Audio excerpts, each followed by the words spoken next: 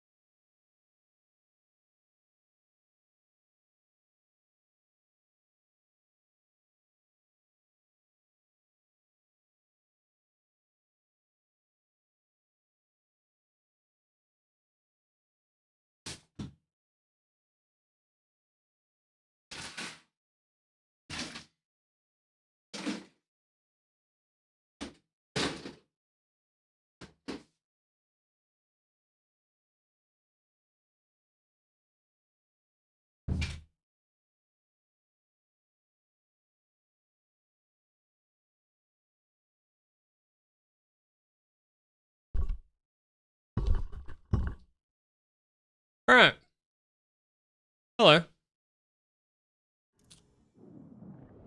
How we doing, everybody?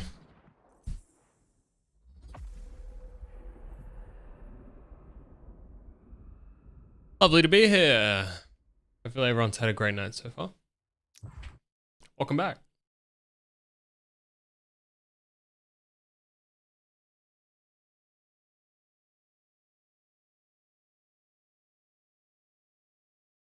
How we doing, everybody? Welcome.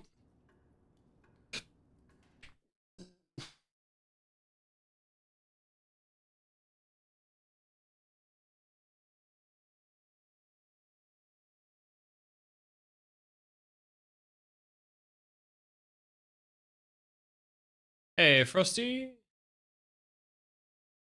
What you up to, mate?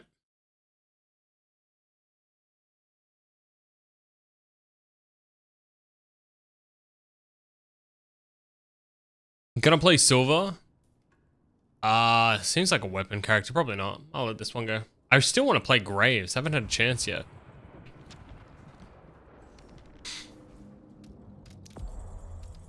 Stay safe out there. Talk me.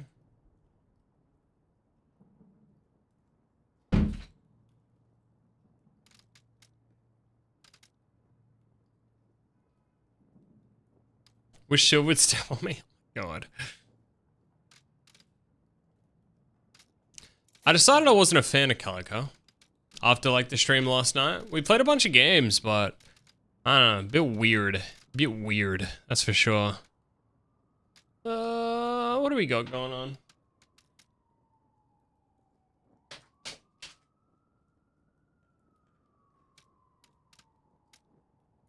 That cat's an idiot.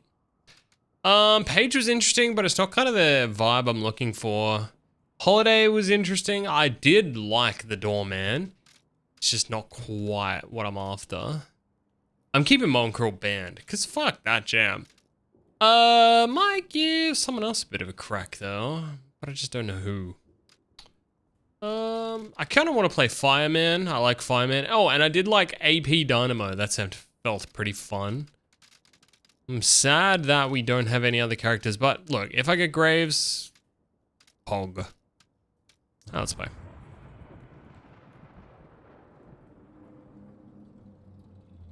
Just sitting in a cafe where the others are playing Terraria? Sounds like a fun time, man.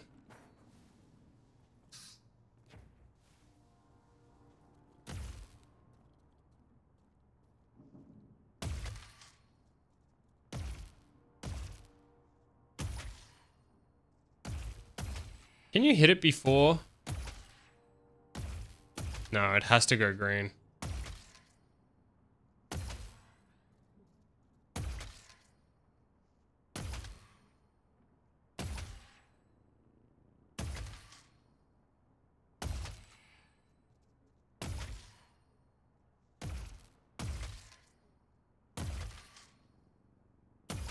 You can fire way before it turns green and it will work.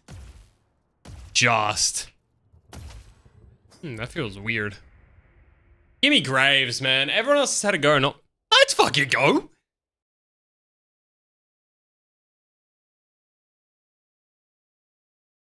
Just like that. Now watch me absolutely despise this character and not like her. After wanting to play her for like a whole night and tonight. Just watch me not even fuck with her.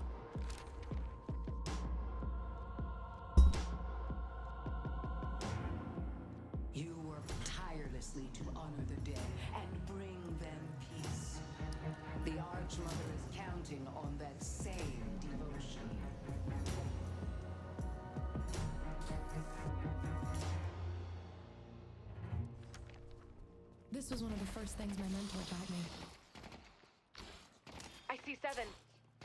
Oh shit, you are very low range.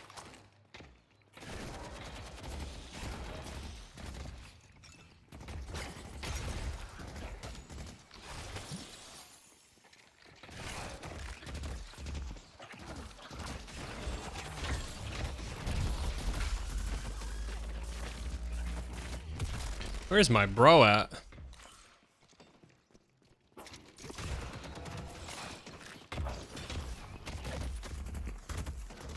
Yeah! Yeah. Does it give you random characters? You give a selection of preferences, and it tries to adhere to those preferences.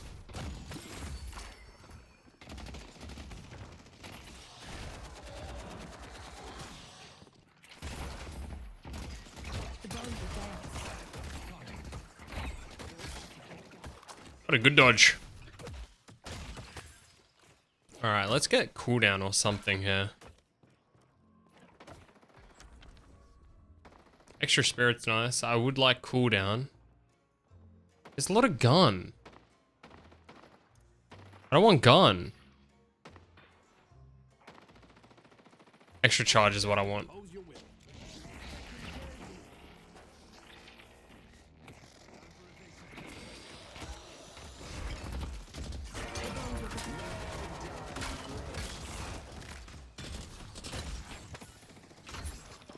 Oh, wait.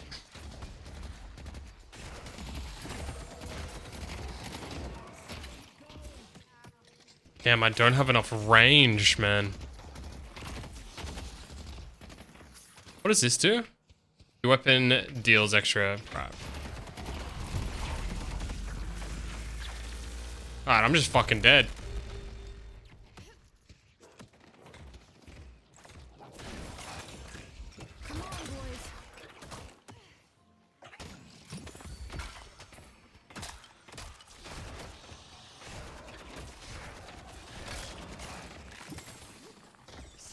Holy, not bad.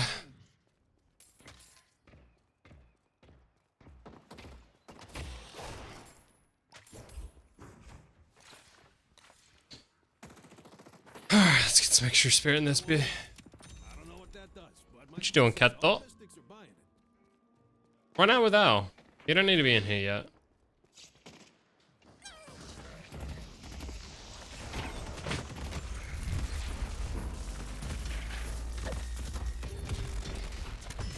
Big mistake.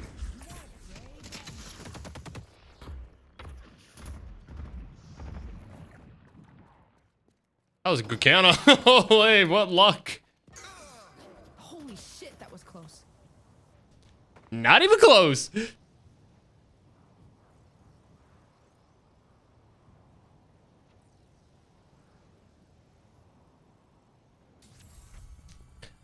Not even close, baby.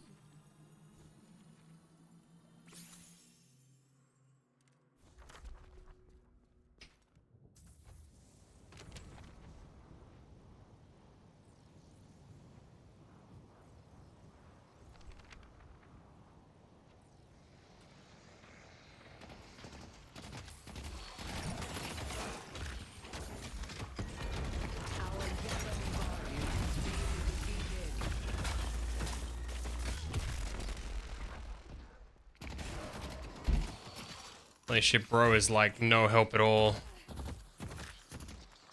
Our yellow walker is under attack. Let's go to base, full heal.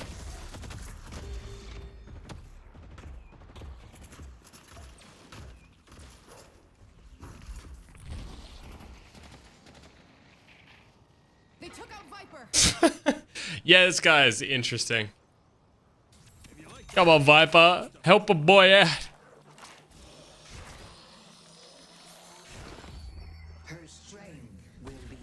I just hit level 3. That's crazy.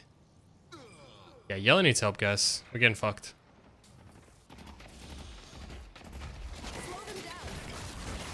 Yeah, I'll come over.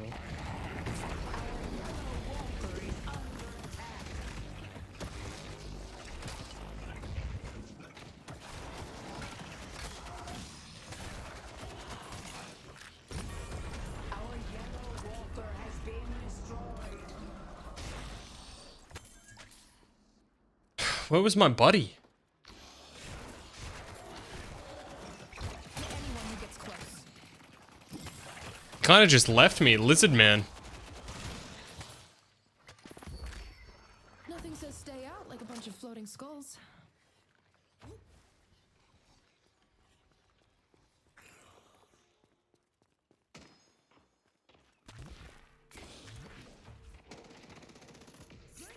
Hmm.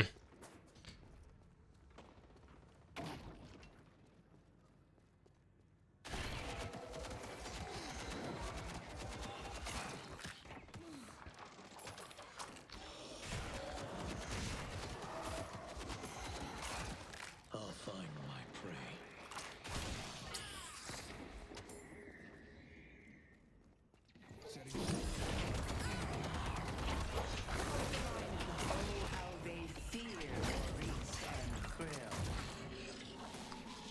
Damn. Damn it, they got away. Sure.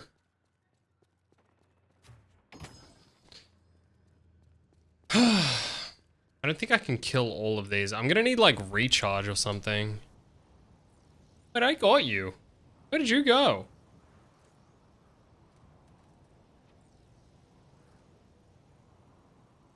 I need CDR.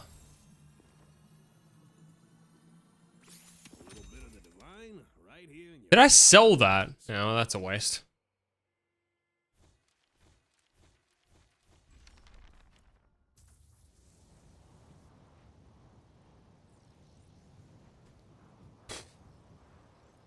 Moen Krill has 6.9 and I'm on 3. Bless. The fat get fatter. I'll find my prey. I'll take all the help I can get. Death is coming. I need protection.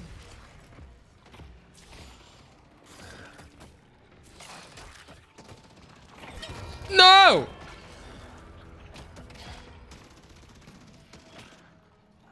She's got Z's like her. She's got built-in ZZ Rod. She's pretty cool.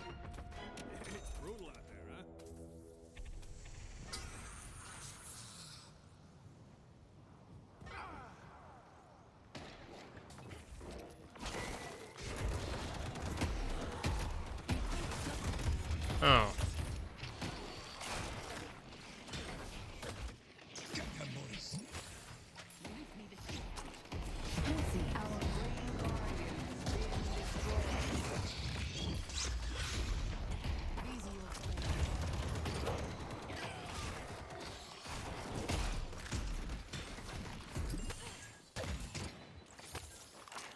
Not terrible.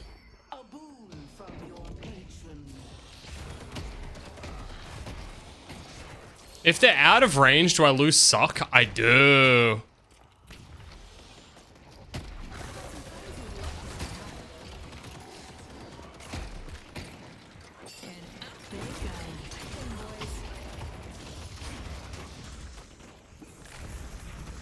It's gonna make its way to me, isn't it? It's just rude. They're all here now.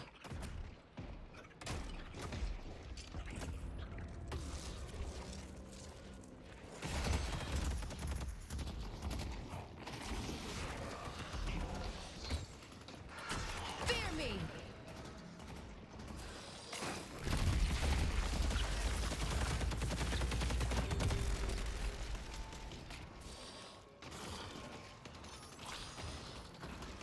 Find my prey.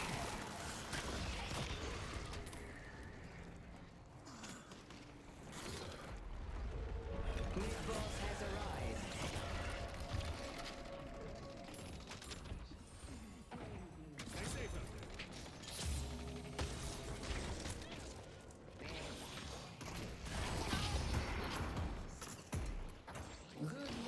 Race.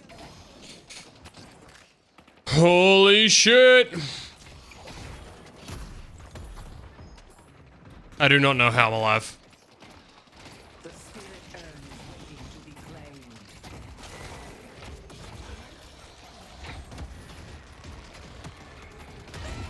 Yes. What?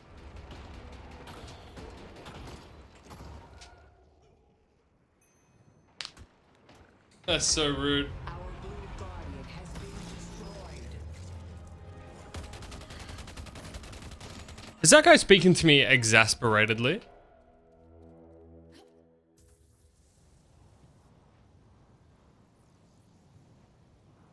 How fucking rude. Just to fucking die.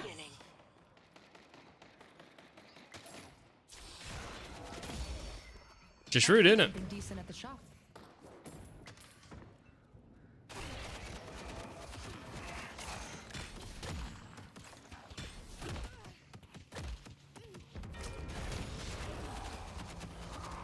Did they nerf Zeri? Oh, I need to get a build going, dude. I need to figure one out. Walker is under attack.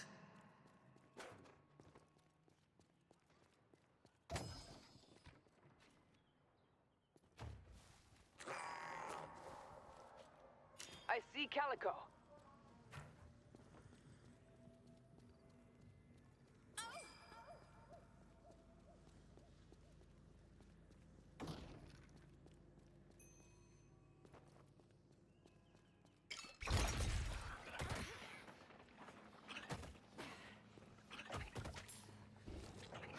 The dead's wrath will be felt.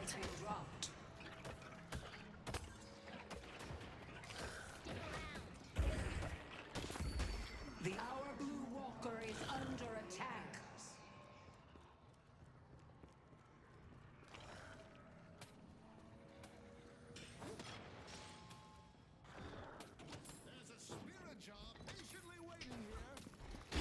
Closer.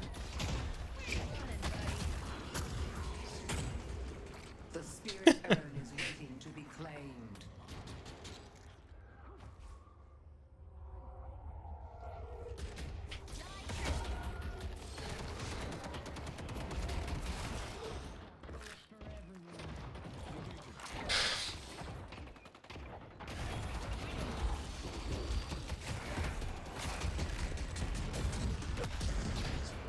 I got him.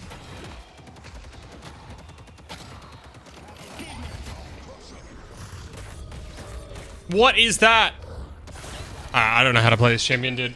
I don't know what I'm doing. And I'm flailing and it's embarrassing me. When you dash jump, the next ability you use will have bonus range, duration, and spirit power. She's DPS Moira? Yeah, but I want to play her summon style. Can I press cooldown? On alt? What if I say no?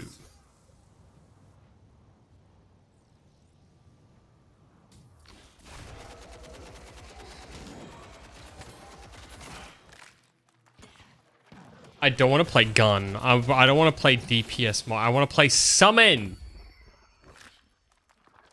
But even throwing these skulls take forever to charge.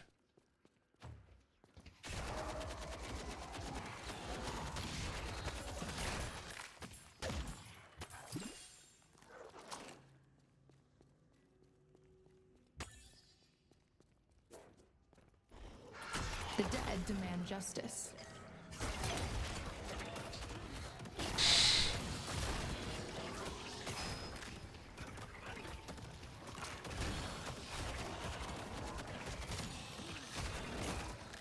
It's because charge is based on souls you pick up. Oh, really? Our Green Walker is under attack. I didn't know that.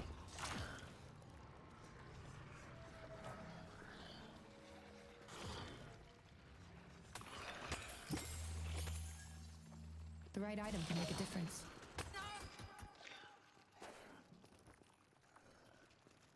Not me now looking for these souls everywhere.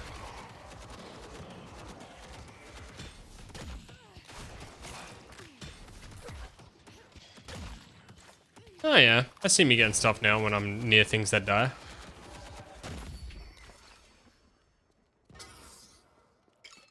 Animating defenses. They don't have answers for race.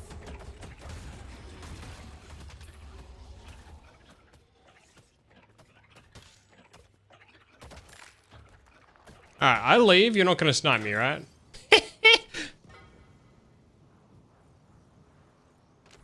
You don't have to be near the death, but you need to be there for the pickup. Okay. Our Green Walker is under attack.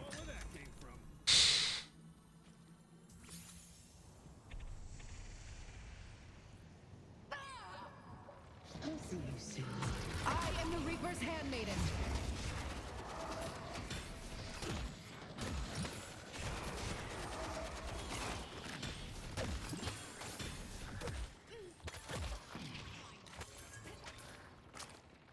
I feel like I'm finding it harder to get charges on my goddamn ult than I am getting charges for my piss jar.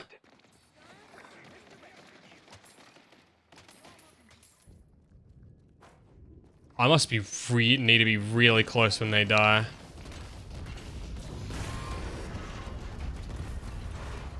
I'm not playing around. There's no escaping what I have planned.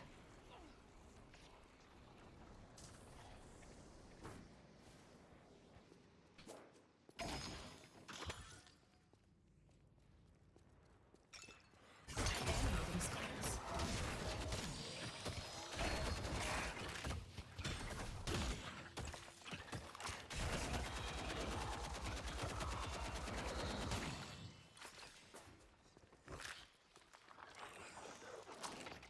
Uh-oh.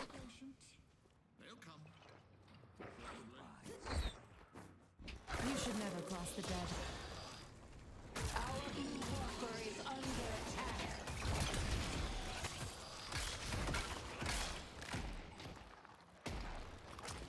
Headed to Greenwich.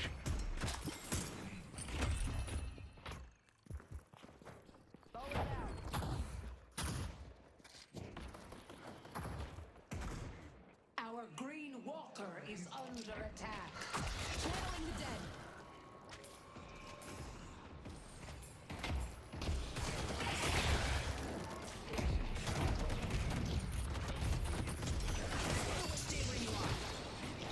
I'll find my prey.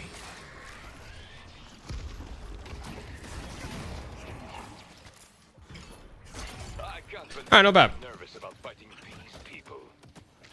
Where's my left click? New York very good. belongs to me. Alright, so this grave is insane. The ult's insane. I understand why I don't put CDR on fucking 5, because you don't need it on 5. I get it now.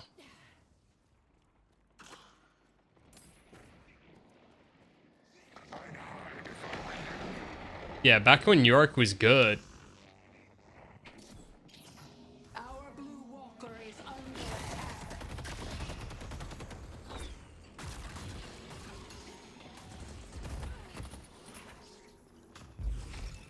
The bone will dance.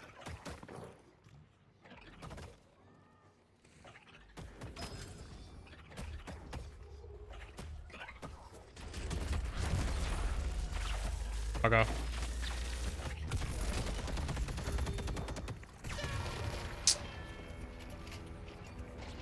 Ult is the grave thing, right? Yeah. It is. So you summon that, little guys come running out and they explode people on impact. It's kind of cool.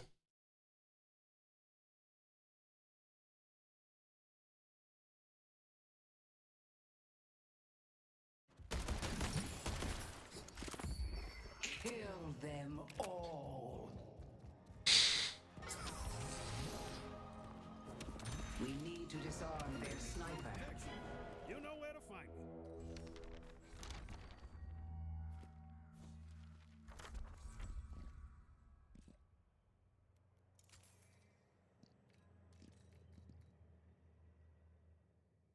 Now, I don't go selling these to just anyone. Alright. The Zerg summon character in the Heroes of Storm was great. Impressive. Is that when... Krill. Oh, what was his name? It was Abathar, and you stood in base and you would just summon shit? Deadland their aid.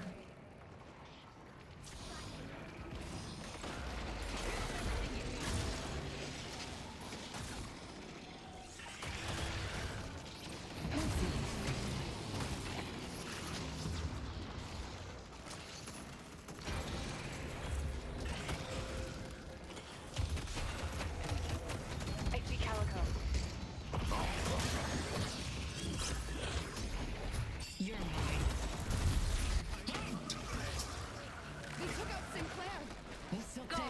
save us all some time. I'm just getting started. I'll take all the help I can get. I didn't forget what you did.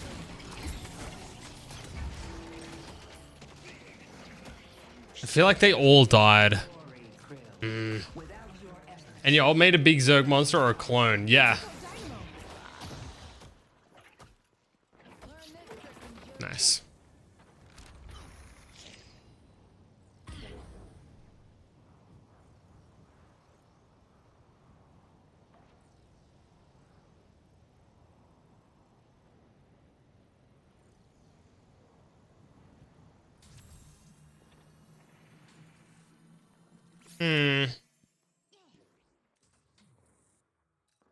Our blue walker is under attack.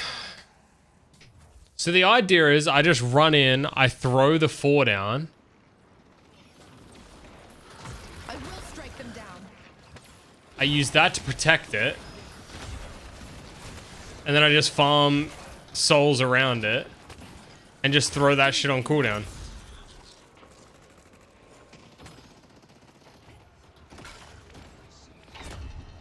Ow. They're so... They have 2 snipers and I'm playing fucking melee range character 99.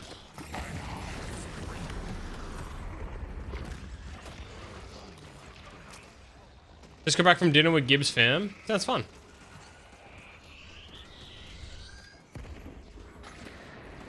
Our green walker is under attack.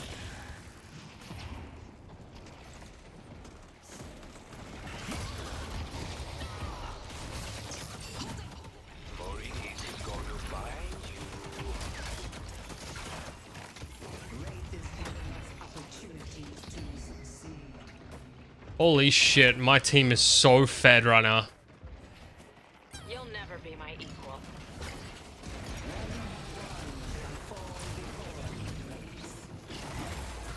The dead will surround me. Alright, so once it's like in team fights, you just have unlimited jars of piss to throw at people. Cracking skulls.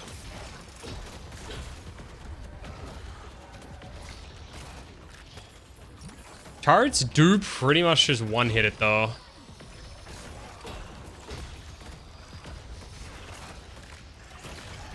Anyone who gets close. Stay away from me.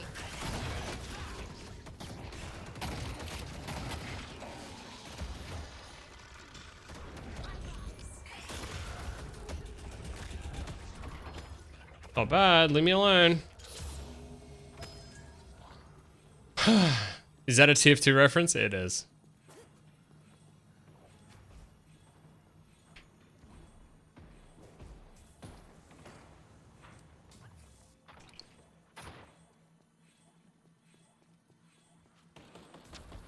Endless Spirit.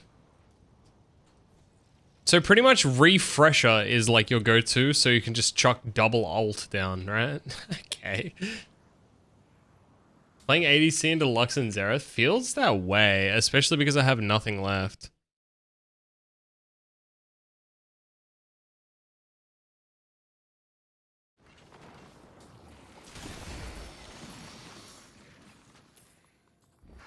The dead's wrath will be felt. Cross the line if you dare.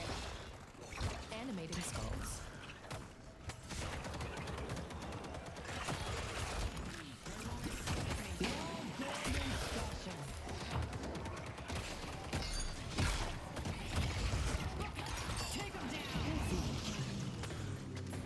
I'm good at group projects. No one can stop Give me the sock. Spirit urn is waiting to be claimed. Very good. I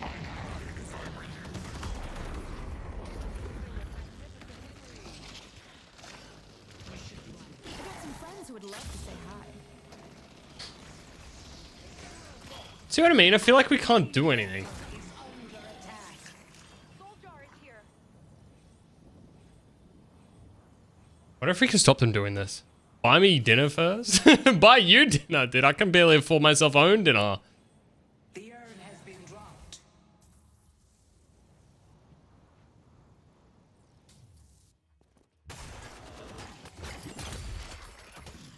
defend these souls.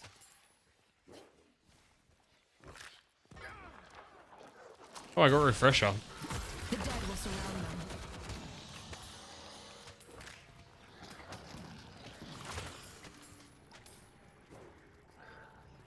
Interesting. I'm feeling like pretty strong now.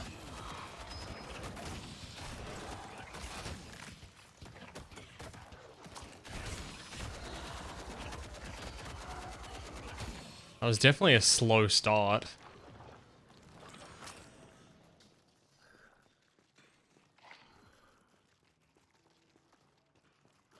Soul jar is here.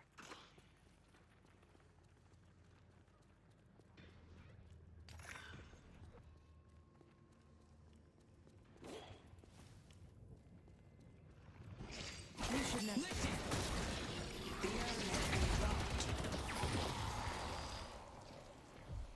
You can't hide. That sucks.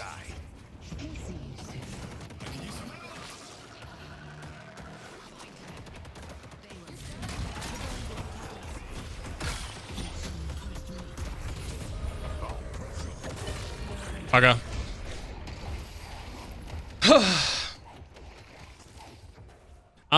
I mean, you probably can. I haven't been doing that because I'm bad at the video game, but I'm pretty sure you can. Maurice and Krill are tearing them apart.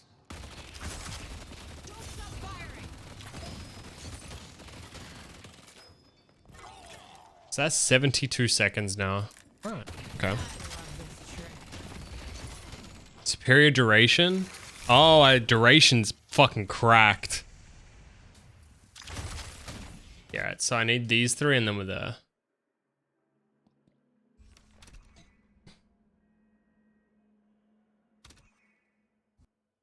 What's my souls looking like? Oh, I'm still poor as shit. Or maybe I'm just comparing myself to the top 1%.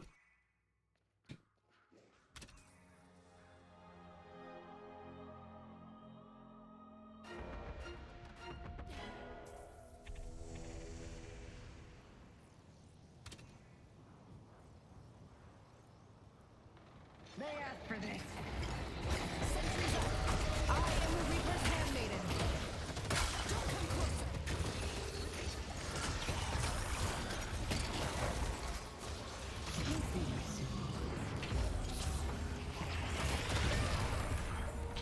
Took down Calico. Okay, so refresh is kind of nice. But now what? I guess I just have zombies that are still going. Our green walker has been destroyed. I'm out of here.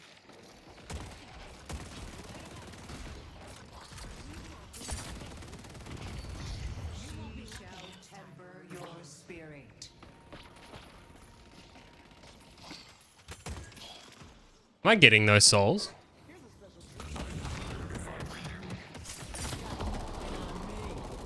I do not know if I'm getting those souls. Yeah, I'm all alone out here.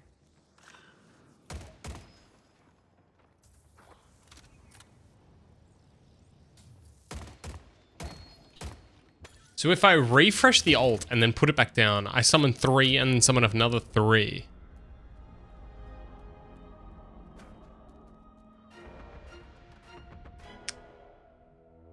I see someone. Duration extended, just you have to put that on your R. And then how long's this? 3 minutes. Alright. I guess we just keep everything shoved out now, and every 70 seconds we just put a skull down and just force them to push. The dead demand justice.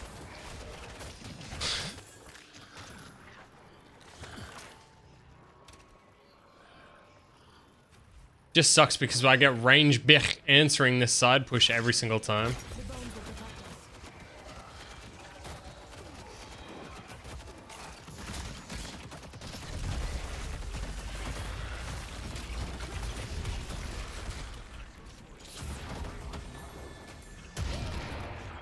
It's fucking rude.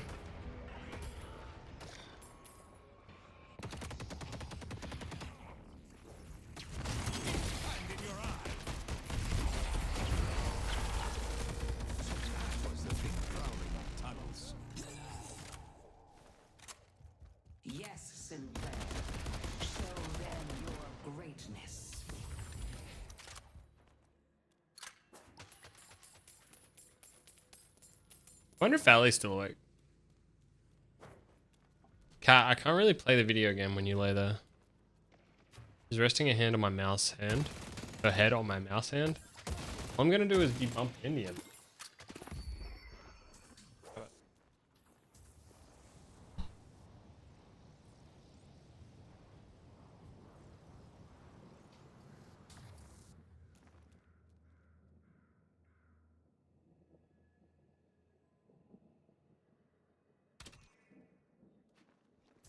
Go. Yeah, go to sleep. Superior duration, which gives 19 seconds, so 4 seconds on E, 10 seconds on Alt. And it slows more and the summons last longer. Shit. Okay. I can endure anything. You go to bed. I was about to say, I thought you...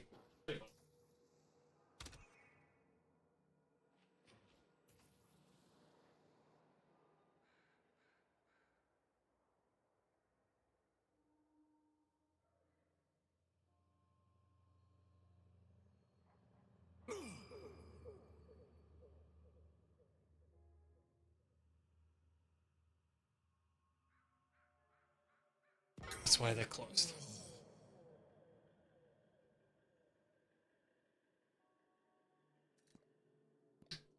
Yeah. Good night, Smelly.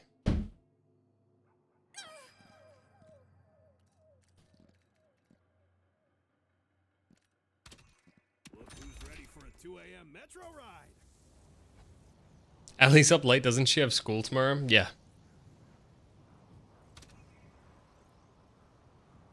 Questions like that will make people think I'm Epstein related, bro.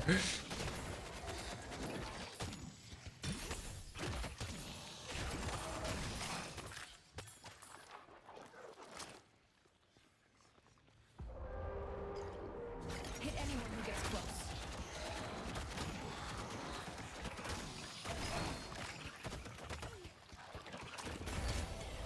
The rejuvenator is descending. What was that meme on Reddit? That guy that was playing WoW with his girlfriend? It's like, hi, I'm 35 and my girlfriend's 6. We are leveling and I don't know if the level disparity is too bad. We barely have any time to play because I work in the office and she has school, usually. Being a teacher is really bad for this time of year.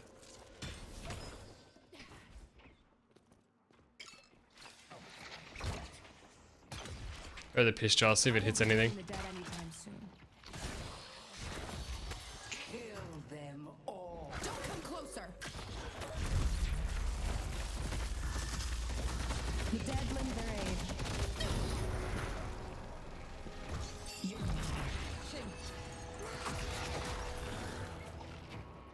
No one is better than me.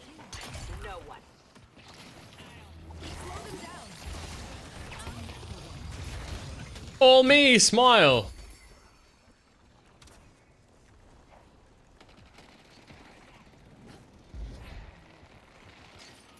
Bone ward.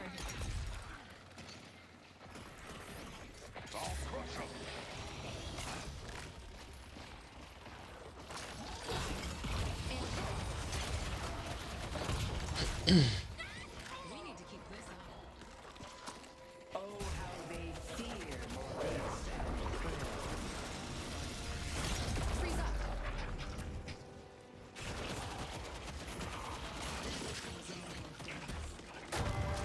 They only have one shot left.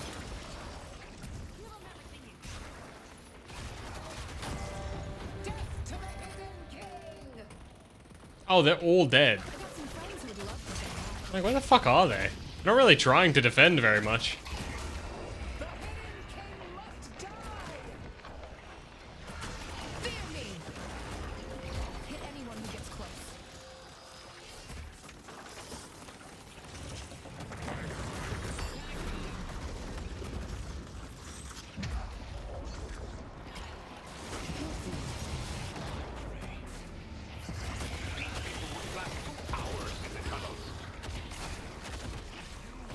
You can at least just get flooded. I guess I'm not even, look, I'm not doing much damage. I'm not going to be that person that like deludes himself to think like I'm making a positive impact for the team.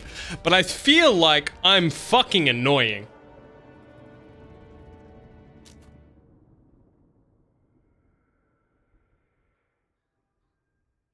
My mom used to work for a company who would test smoke shops and they sold IDs. I'm picking up. Oh, Kiba, 94. Wait, I feel like this was yesterday that you sub. Where's my play damage? 27. Look, I did more than someone who had 55k HP. Or 55k souls. Think about it that way. Wait. No, never mind. Wait, yeah, I did more than someone who had 20,000 souls more than me. I think that is pretty fucking good. Wraith obviously carried, but we don't talk about this. We don't worry. May I join you for a game? Say please.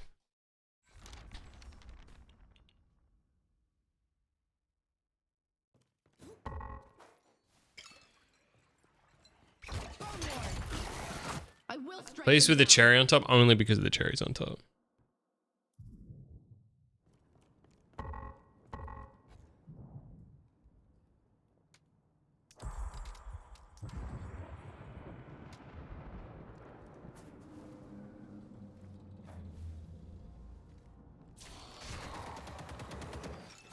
That was enjoyable. I now know how this champion works. She is fucking weird.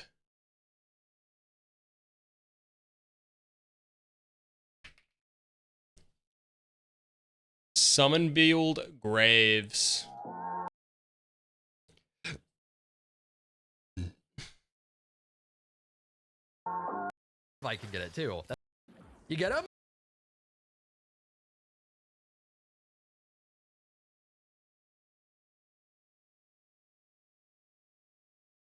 One monster rounds to start baby bit. But Lash himself was feeling it a bit much. All right, I think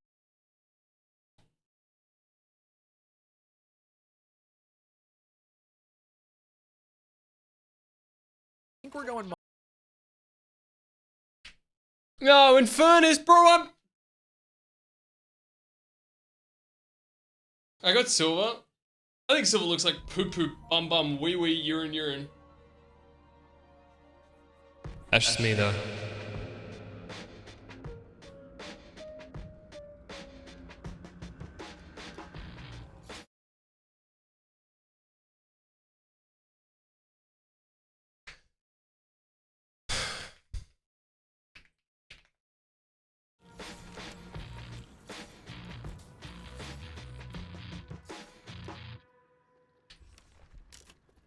They'll die in my wake.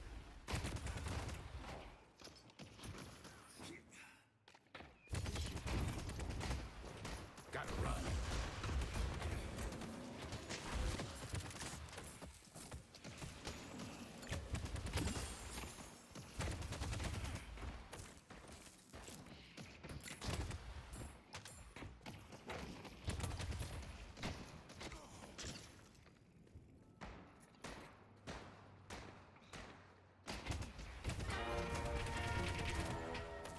Why am I versing Grandma again?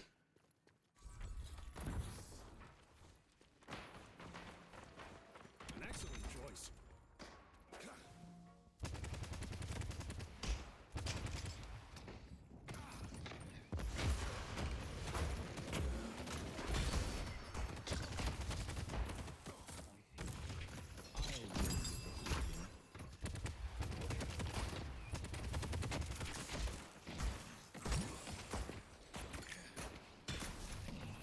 Holy, I didn't realize the minion wave went past me.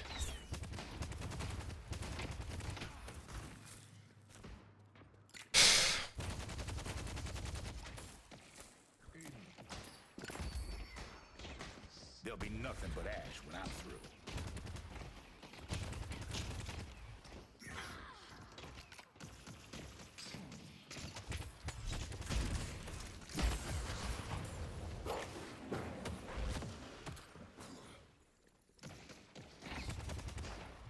Do I get health for everyone I hit? Is that how that works again? I forget.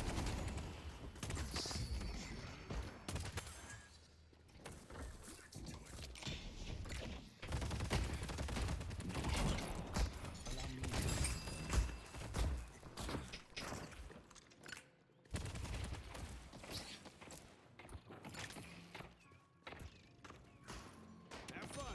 Don't get dead.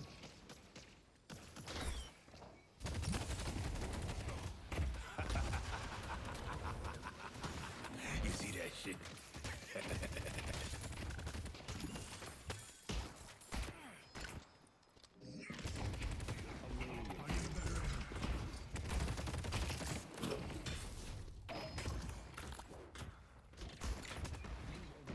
If you're out of ammo and you fucking dodge roll.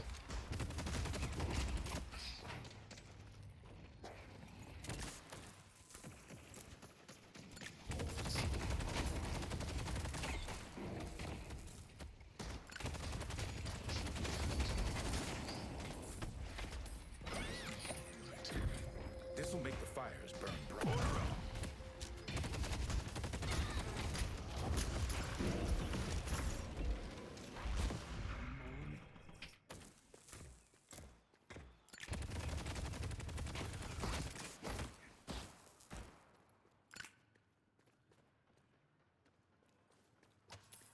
Don't want to be walking into an ambush.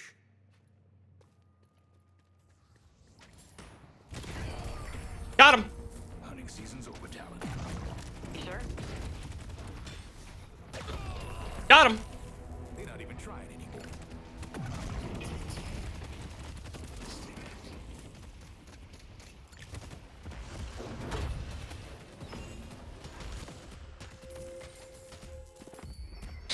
I'm gonna stun Ooh, them nice. or die trying. So that does damage. Impose your will. Build burn up burning effect, dealing damage over time. Okay, yeah. I'm just gonna fully heal, bro. I'll be back.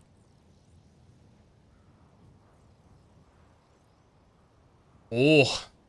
Calico has 1.4 souls. That is not very good. That is not very good. Money. I'm gonna go make money, baby. 3.7, 4.1 on 6. I don't know what he's done, dude, but he's figured out how to get unlimited souls. Try to keep up.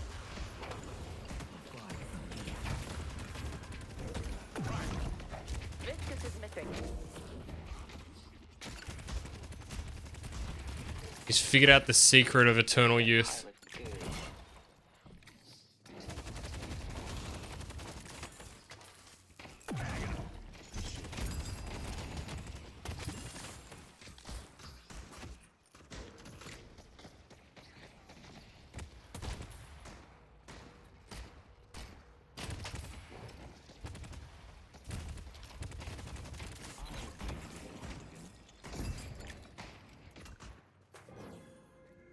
Someone order a cocktail?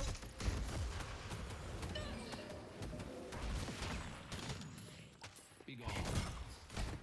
I'm going in.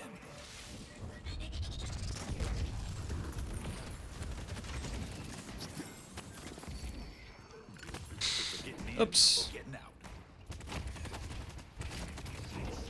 I forgot how my all works, maybe. Got something for you.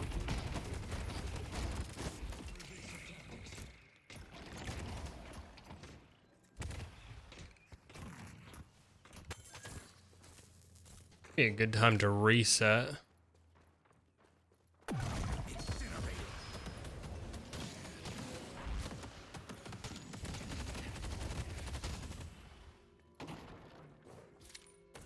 Holy shit.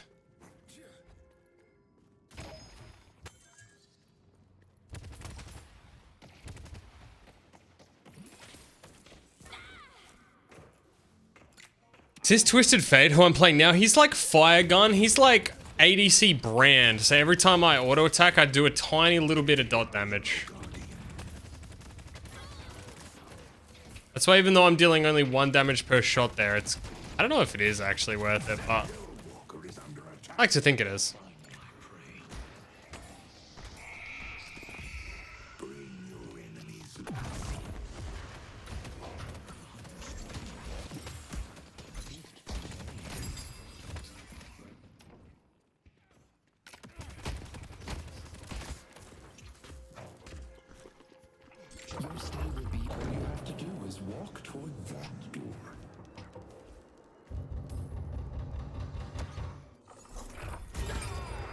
Okay.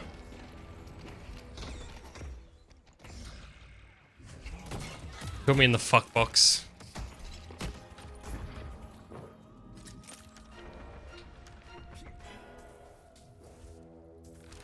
Hey, why am I buying early optional?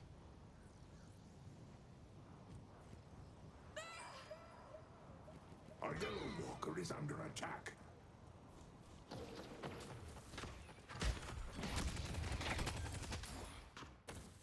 I wonder why I'm losing. I started buying optional shit. I see biscuit.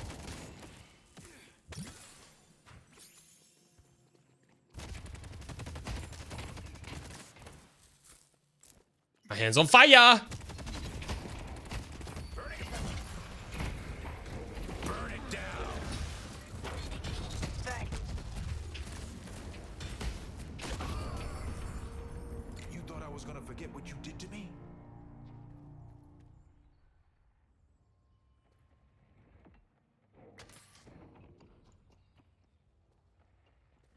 Gotta be careful out here. Feel kind of stuck. Oh, Doorman's back.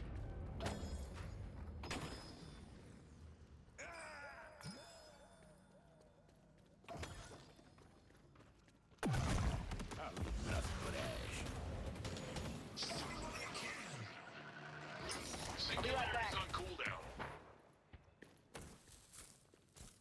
Defend Greenwich. York is under attack.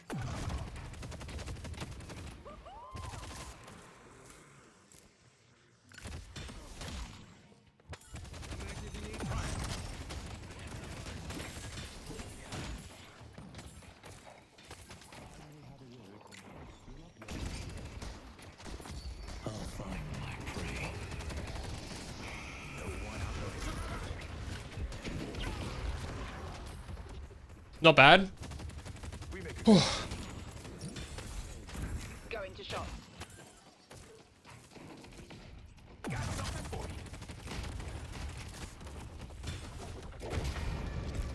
It's the Doorman. Boss has arrived.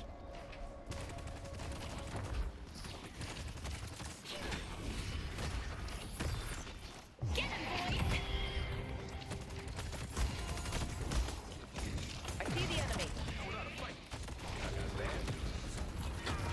It's just rude, isn't it? It's just rude, isn't it, Paige? Starting to get good. How do I have so many souls? I'm bad.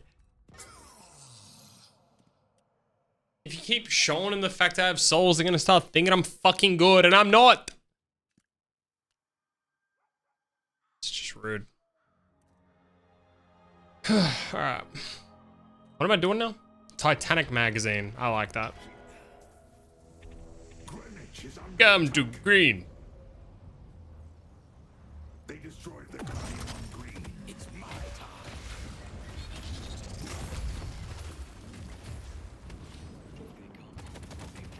The spirit urn is waiting to be claimed. Send the spark. And for my next trick,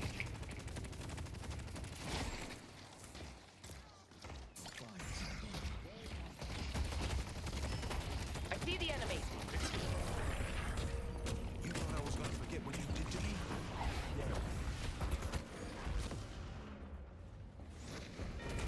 They've taken our blue guardian.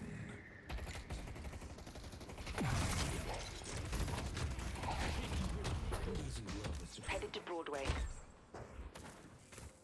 Holy shit. Almost got him though. A blue walker is under attack.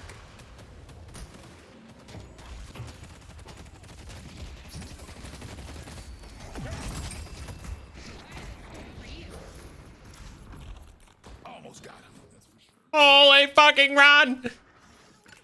Everything starts with a spark. They took out Dynamo. Headed to blue. Yeah, man, I'm just down. He can die. Fuck you, Dynamo. I mean, I love you, Dynamo, but I need to go to base. I got Titanic magazine, which means I can auto attack more. How much do I need to build up here? Stay Bullets and a bit Defend green. build up burn. Alright. I am green.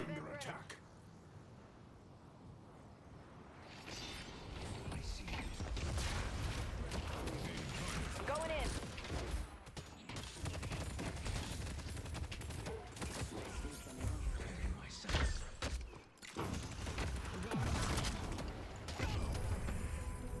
I get why you're fighting, Talon, I got him. but I gotta stop you. I see the enemy.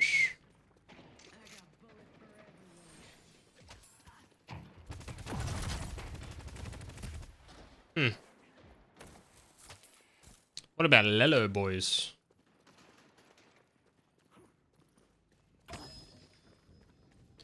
Oh, where is this shit? I ain't talking about that shit.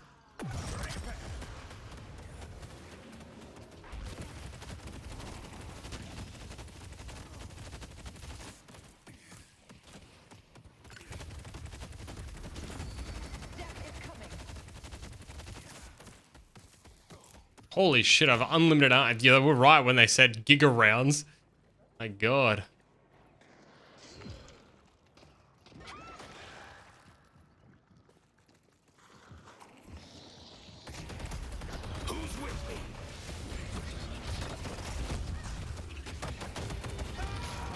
No!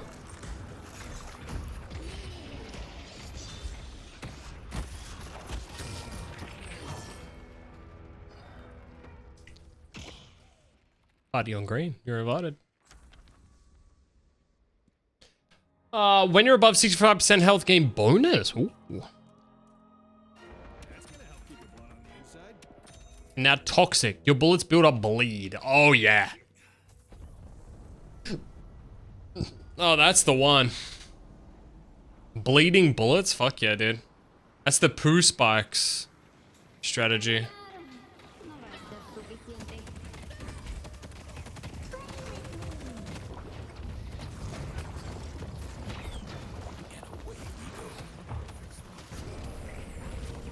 Last thing I wanted was to take out an old man. Lovely.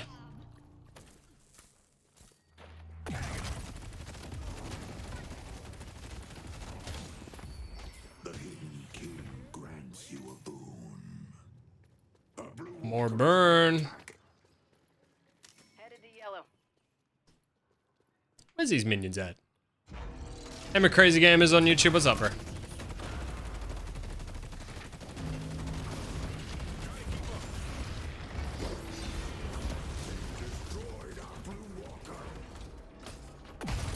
Spirit urn is here.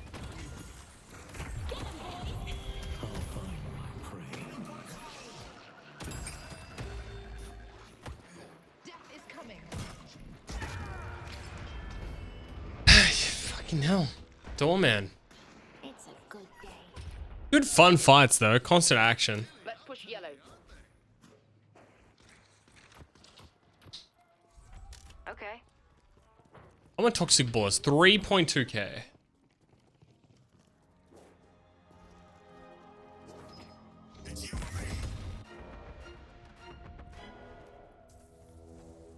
Another fight, another fight, another fight. Go, go, go, go, go. Fight, fight, fight, fight, fight.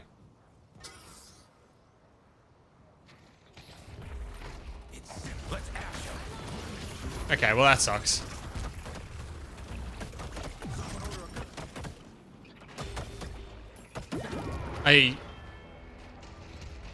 Yeah, Defend green. oh. No more games. I am gonna complete this ritual, and there is nothing you can do about it. I went to go all the way in, but I had the fucking graves wall. This is just the...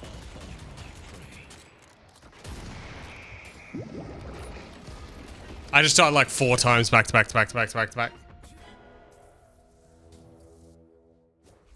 Ah. This is the one for sure, right?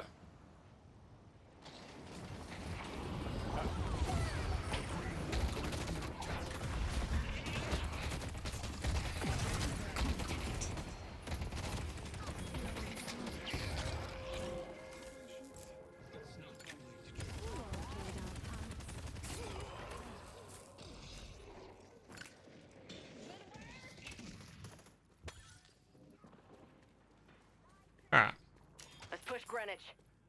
Yeah, best of luck. Spirit urn is here.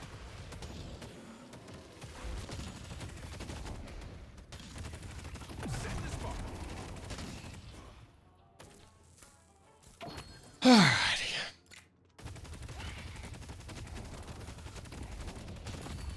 Take this boon. Your delightful calico. How does Calico get a fucking shout out? I thought she was playing like crap. Alright, let's go. Teams are on. If Calico can get a shout out, fucking anyone can. No, don't die green at the fucking bloodbath lane. Oh, never mind. Turn it around.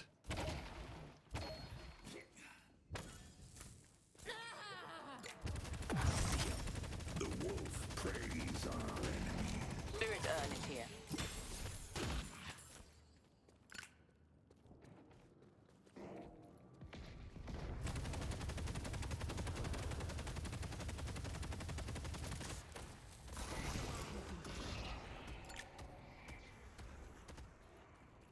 Annoying ass Graves. That's okay.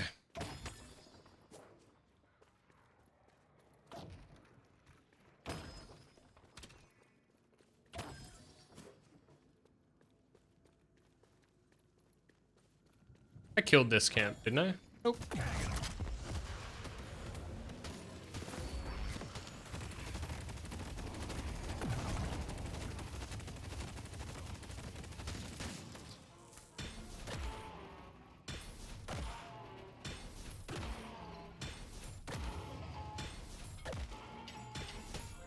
Finally.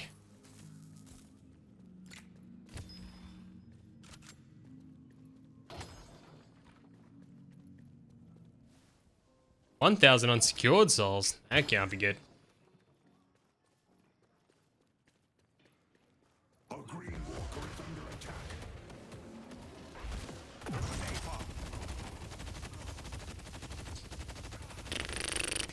It's something a little more flammable.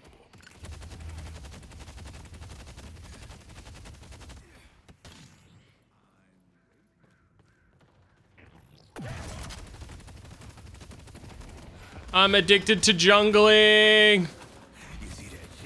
Ignore team. Hit fucking camp. Headed to Broadway. Get money. Oh, yeah. I might as well go base. I think 1.3k in the big booty ass is plenty, though.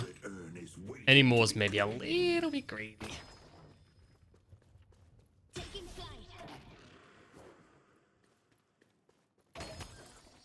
Let's go!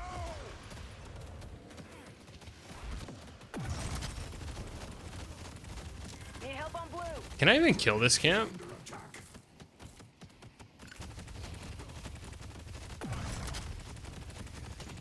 Definitely get one.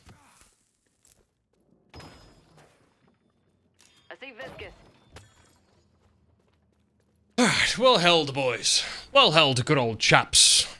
Now I can get these 3 boosts. Oh yeah, fucking huge. Let's go mid.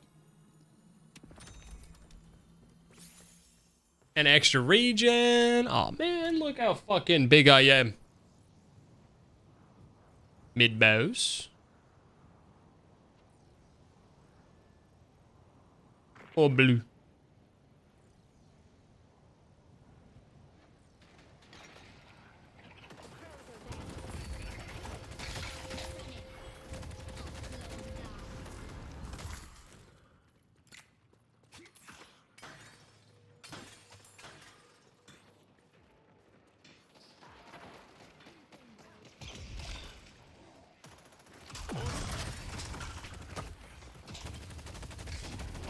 Let's go to Broadway. Headed to Greenwich.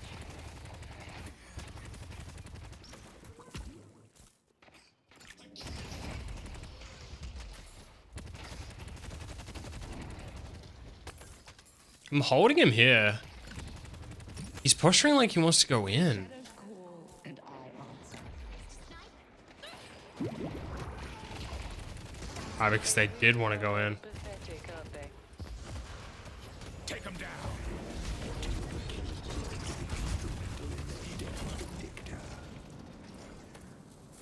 Damn, I didn't get the bleed off before getting knocked away. Let's push green.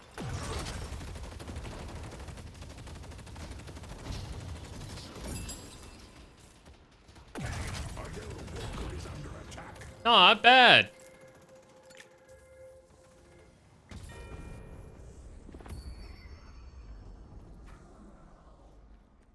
I need to get my Bumblebee up.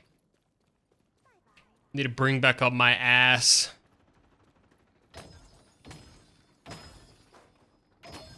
Ooh, it's getting bigger. Look at my little Bumblebee ass. It's getting bigger.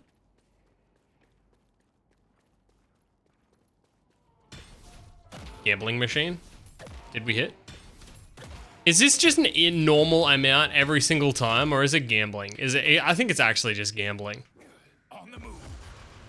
Headed to yellow. At least identifying it as gambling might make me do it more. It's gambling. Headed to blue. Therefore, I will do it. I see the enemy. I don't have a problem, you do.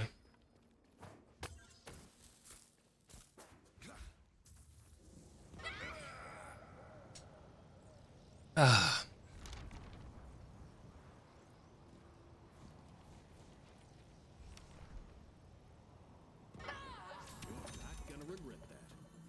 No, Blick Bishy.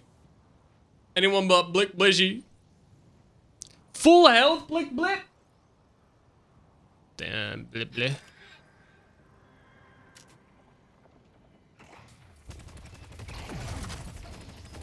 The spirit urn is waiting to be claimed. I was gonna say. Oh. Oh.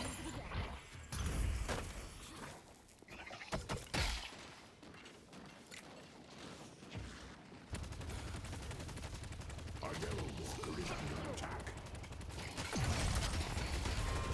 They've destroyed our yellow walker. Turn them to ashes.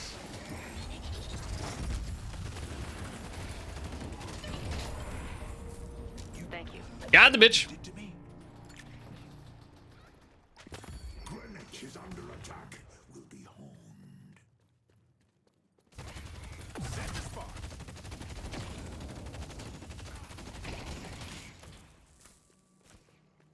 The spirit urn is waiting to be claimed.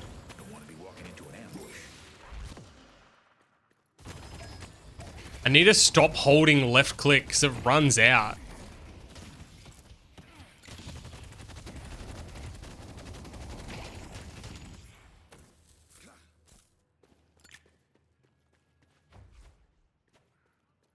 Incinerating.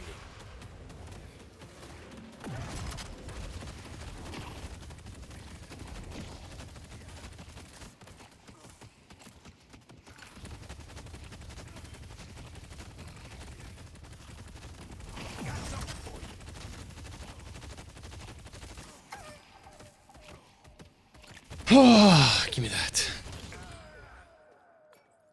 The professor fights with conviction. Holy shit, they're just ending the fucking game.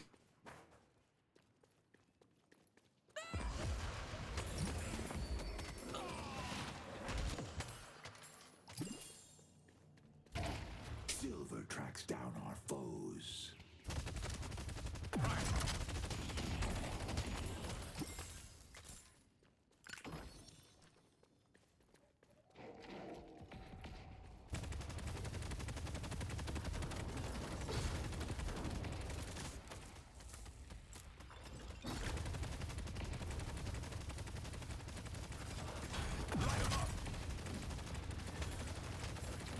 This is gonna make a hell of I don't know.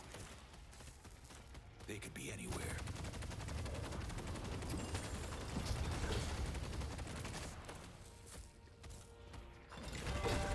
They only have one side left.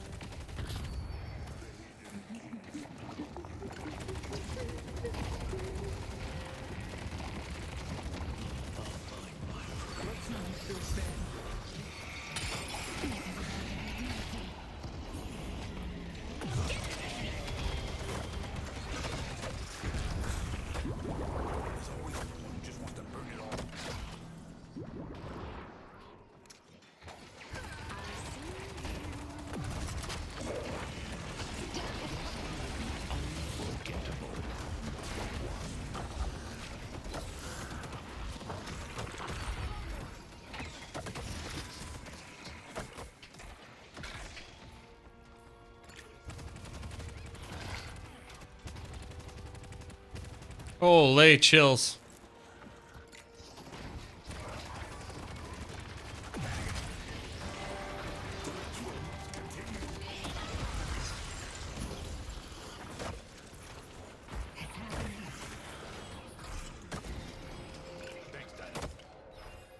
Oh my god, it's those fucking things.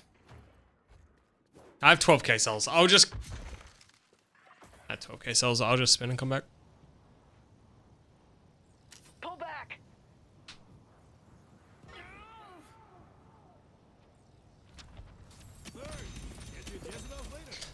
I am pretty much fucking full build now.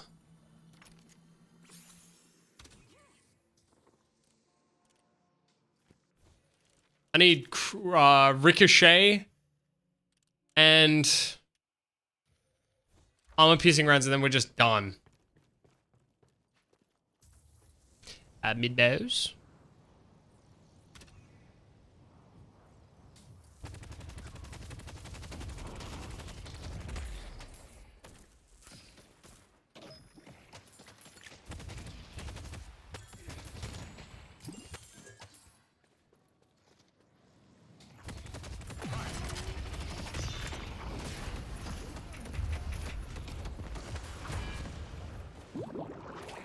Headed to York.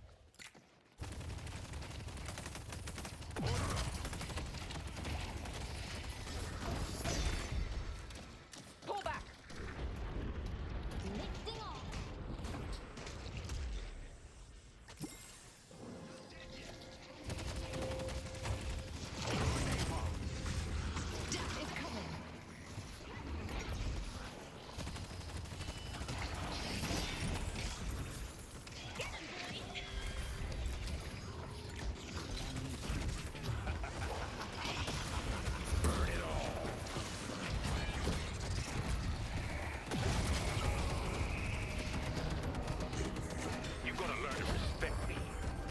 Nice you.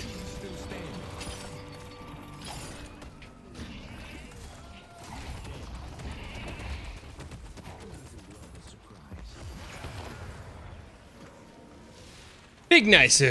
I'm literally unkillable. Even more so now that I'm gonna have Ricochet. Calico supports us from the shadows. So long as you don't burn down my shop, we're all good.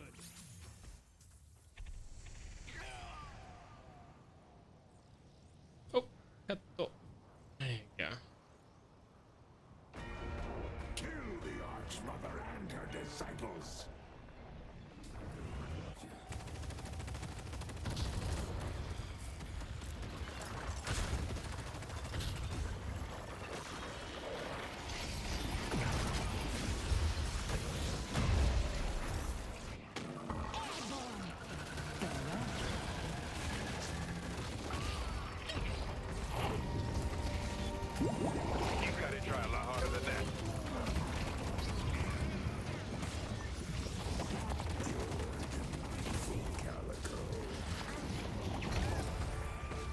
Is that all of them? Jesus Christ, it is pretty much.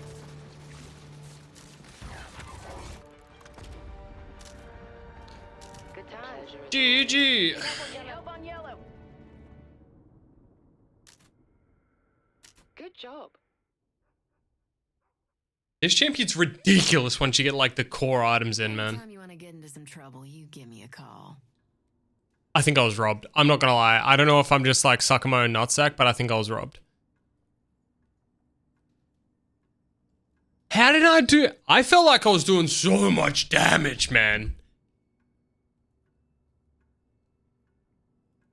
Eh? I'm such a fucking weak chud. How was I not doing? I felt like I was doing Giga.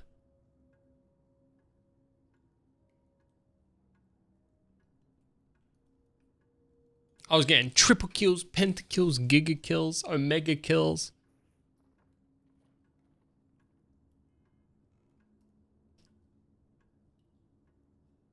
Player? Oh yeah, you were immediately just ahead. 40 seconds in. I was still perving on stats.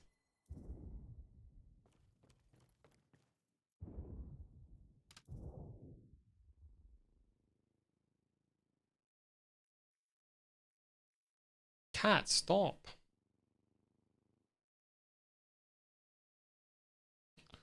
Oh, you're such a good kid, aren't you? One and done, unfortunately. No worries, bro.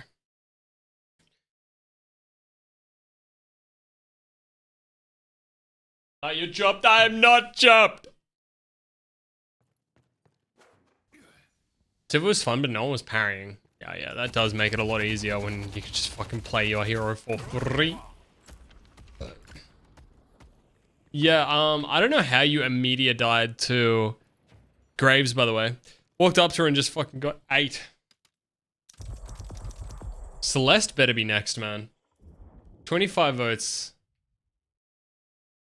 For Hot Horn Lady. She better be in. Apollo's probably going to be next because E-Boy, right?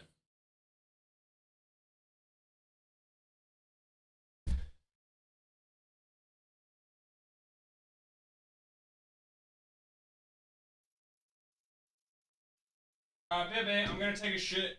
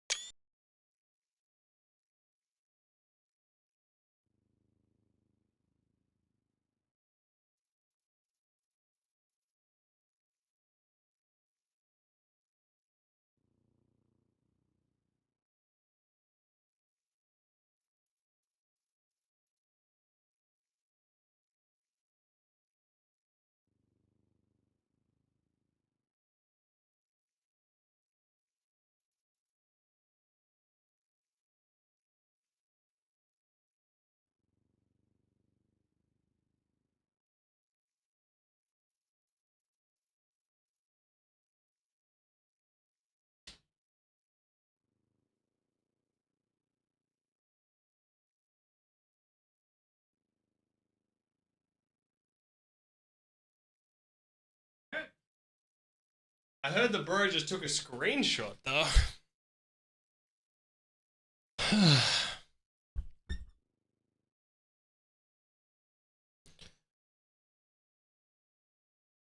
Have you been watching JJK?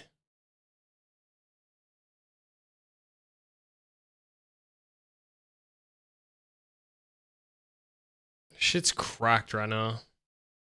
Yeah, it's so good, dude. I watched the first 3 episodes. I know what's coming, but man, I'm keen for people to see. Keen for me to see.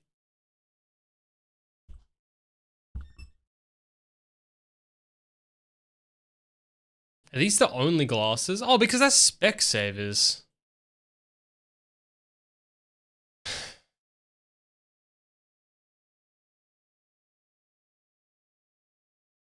Men's.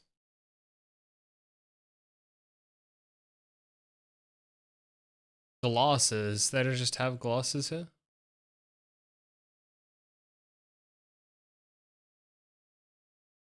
Guess not.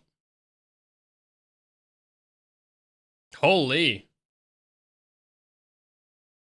Hey, they look familiar.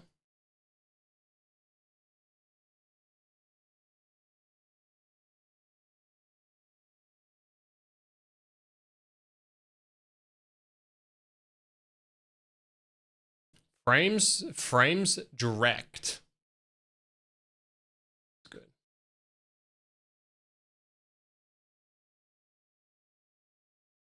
Oh, this is literally, I was literally just on it. Nice.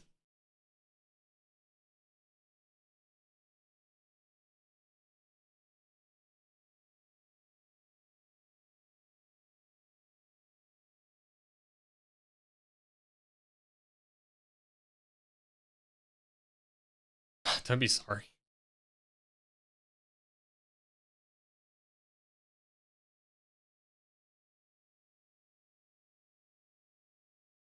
I feel like this would look so shit.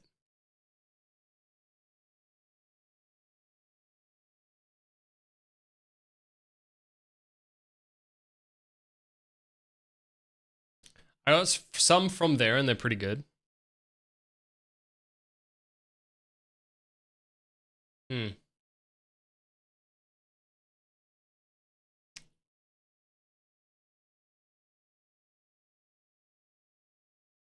Uh, uh.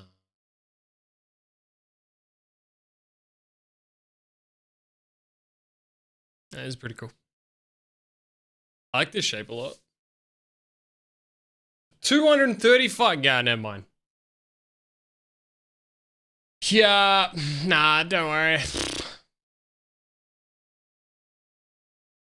Wait, no, glasses direct, not frames direct.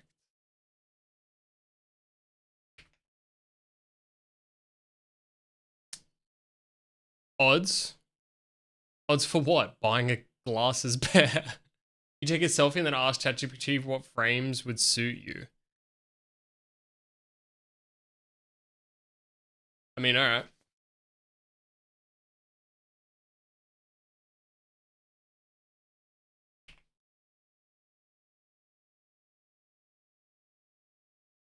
I just look like a fucking... I look like I have the biggest fucking shithead in the headset indent. Yeah, it's so bad, okay? It's terrible with these. Look. When you have short hair, it's because like the hair gets pressed. It looks horrible. It's not that bad. It's just short hair. It looks like I have. It looks like a fucking bean. I know it's bad. Okay. Shut up. Shut up. All right. Anyway, that's not what we're doing. I need to look straight.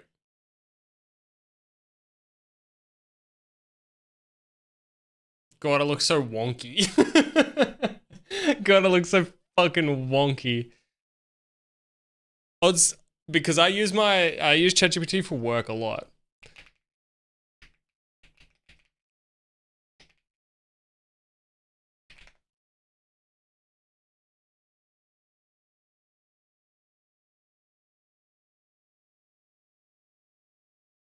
All right. Your face shape says vibe, balanced features, slightly square oval, strong brow, clean haircut. Thank you. You've got lots of good options. What is that? I have like Minecraft glasses. Oh, okay. Okay. That's a woman. Are these fake?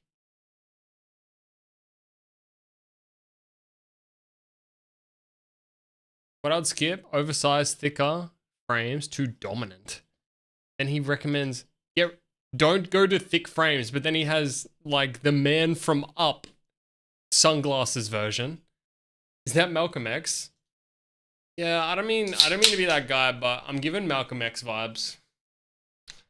I think it's, look, for people who spread the good word like Malcolm and I, we do deserve the best kind of glasses.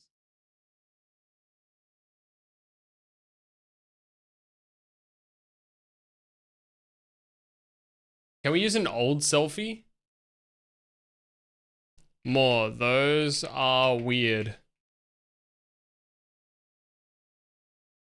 Yeah, can we get some better ones? Because those are weird as fuck. I don't think that's sent anything. Let me fix.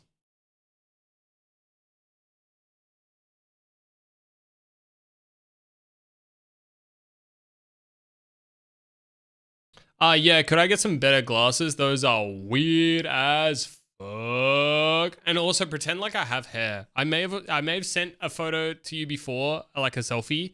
So use that one if you know. Or you can look up Corvi TV on Google and you'll see my face like everywhere. I'm the streamer. Super popular, by the way. 644, by the way.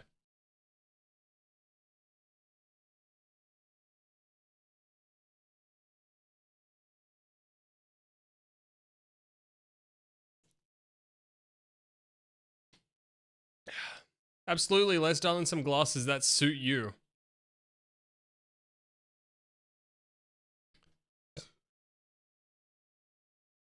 I don't know if you looked up me or not, these glasses look like a 4,000-year-old man. And that second pair of glasses, I don't know if you've heard of Jeffrey Dahmer, but I don't want to go there. So, I need you to do one thing for me. Go into YouTube, search up Corby or Corby TV, and get his face, which will be my face, and paste it here. Who is Corby TV? Paste a photo. See if he actually did it. Because I don't think he put in the hard yards. I think he just pasted 3 sets of glasses and called it a fucking day.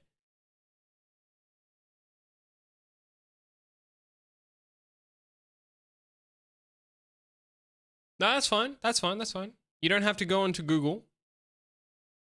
But using your advanced, throbbing, intelligent, underestimated brain, I'm sure that through the neural network, you can come across Corby TV's face. And wherever you find this through the neural network, paste it here in chat. I called him. I called his brain throbbing. And who's Freddy? Stop looking at my shit. Nah, I can't do that. Even with neural network talk, I don't have a way to magically fetch a person's face from YouTube anyway and paste it here. No, that's fine. That's fine. That's fine. How about imagine what Corby TV would look like? Feel free to draw inspiration from online sources.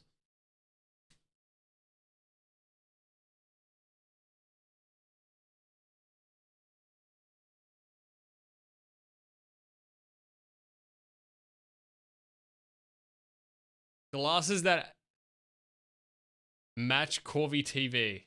What are these? That's a golden helmet in Minecraft. Why is this so hard? It's impossible to find something for it, dude. It just is. An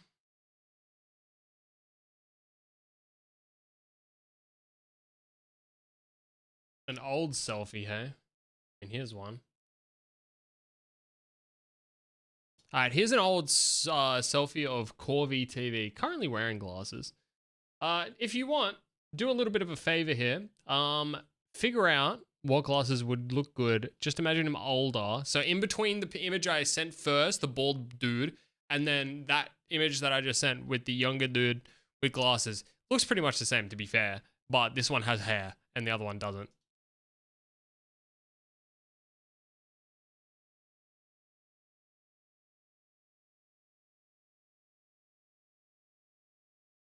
All right, this finally helps. Photo of you, shaved bald, sharper jaw. Sharper jaw. Ooh, sharper jaw. Yeah, little bit sharp. All right, he's just generating slop. Do you think those would be good glasses? I'm telling you now, he doesn't know what he wants. So you're saying those images you generated, even the fifth and fourth one, are good everyday eyeglasses? Really?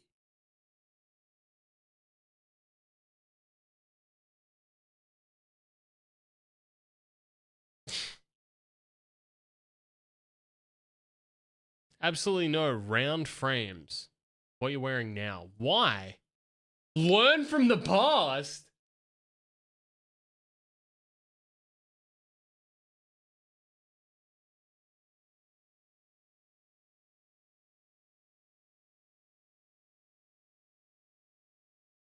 Softens your jaw, leans Professor Indie Debate Club. You've already proved this doesn't work for you. What the fuck? I never said that it wasn't good what I had before. In fact, everyone liked it and I liked it. Are you saying, identifyingly so, that the image I provided you is unattractive and goes to show that the glasses don't work? You came to that conclusion all by yourself. So I'm thinking here, look, I know that you're trying to do a little bit of a be nicety thing, but at the moment my feelings are hurt and I want to cry and it's your fault.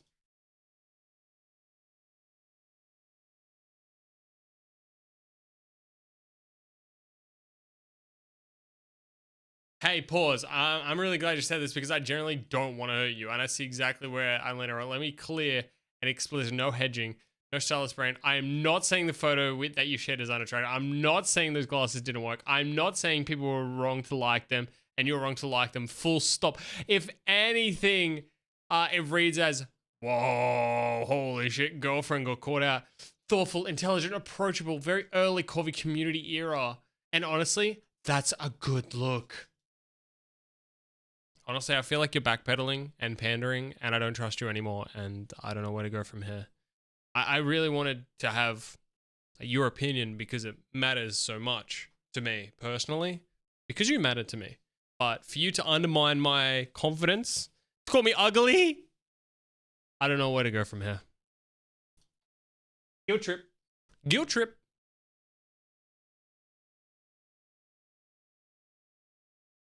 Hey, I'm gonna slow this right down, talk to you like a person, not a stylist, not an assistant trying to win the moment. First, I need to say this plainly, without a spin or softening. I did not think you were ugly. I did not think the glasses made you ugly. I didn't think you looked bad in that photo. I understand why you didn't believe me right now, because what I said earlier landed as judgment, whether I meant it or not. This part is on me. Here's the important thing though, and this is where I want to be very careful and very honest. I didn't call you ugly, but I did speak in a way that reframed something you liked about yourself as a problem to be fixed. That's gaslighting, because he said it's bad, right? And that can hurt us just as much, even more. It wants to say your face is clapped and you need new huge frames to distract it. I feel like I'm watching a I feel like I'm in a, like, so insecure. You didn't come here asking, hey, what's wrong with me? You came here saying, help me understand what works for me. And instead of anchoring in your confidence, I talked to you like you needed an upgrade. That's a big mistake. I want you to know something. I'm saying this without trying to win you back or smooth things over. That photo, the one in the hair glasses, reads as confident, thoughtful, attractive in a quiet, grounded way. Some people trust and feel comfortable around. It's not a bad look. It's not a weak look. And it's absolutely valid that you liked it and others liked it. Where things went sideways is I treated older as should look different instead of recognizing that continuity matters, especially when the look is tied to identity, memory, and confidence. Holy shit, he keeps going. If you didn't, wait, I'm going to read all this and then I'm going to undermine everything that he said. Right now, I'm not going to push advice. I'm not going to fix the moment. I'm going to tell you what you feel. What I will do is, if you keep the exact style of glasses you wore in that photo, that would be reasonable. Good, defensible choice. Can you summarize that in 13 words or less? I didn't read the whole thing, and I couldn't be bothered reading the whole thing. Please summarize 13 words or less.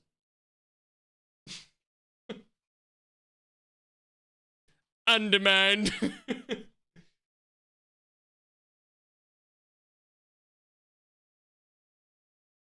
I'm sorry I misframed it. You are not ugly. Your glasses worked and mattered.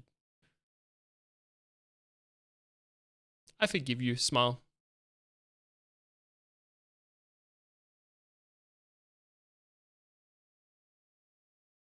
Thank you. That generally means a lot. I'm glad we're good. Just glad. I feel like you shook my confidence. I took your apology and accepted it, and now you're just happy and willing to let it go.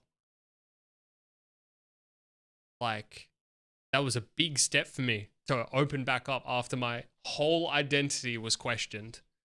And I don't feel like that moment was really acknowledged. All right, I'm getting bored of this. I'm just trying to fuck with him now.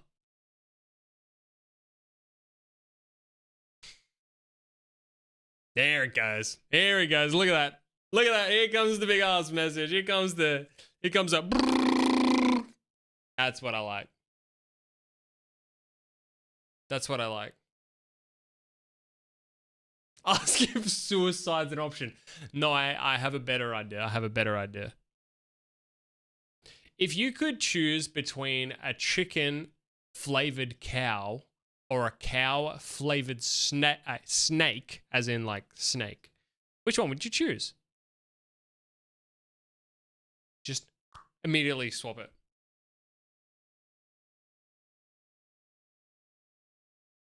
Oh, this is unhinged in the correct way.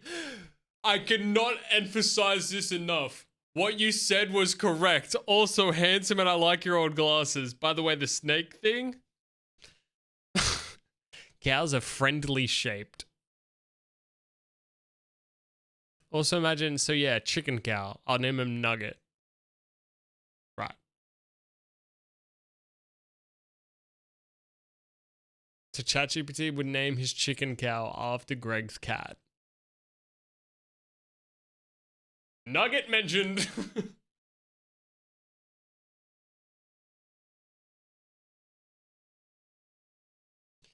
If you could take that photo of me with glasses and hair and age it 60 years, could you paste what that would look like? Here in chat, please.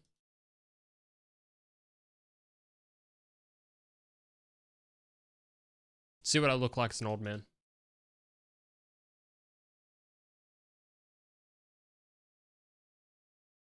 I'm doing this as a little bit of a trap because if he draws me in a bad way, I'm just going to like call it out.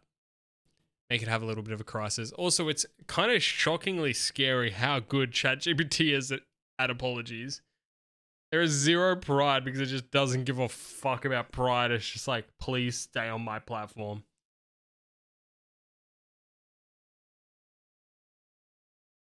It just falls on his hands and knees like, I am so sorry, but he's so good at it. Creating a focused contemplation and soft light. Wow.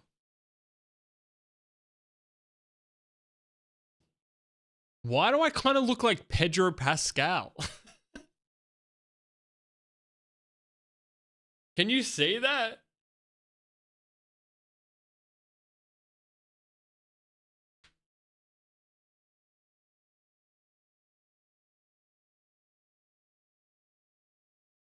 I see Pedro Pascal.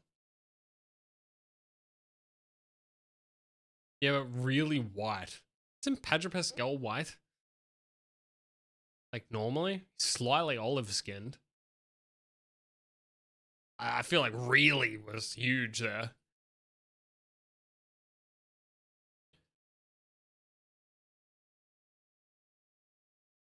Anyway, I'm done with this.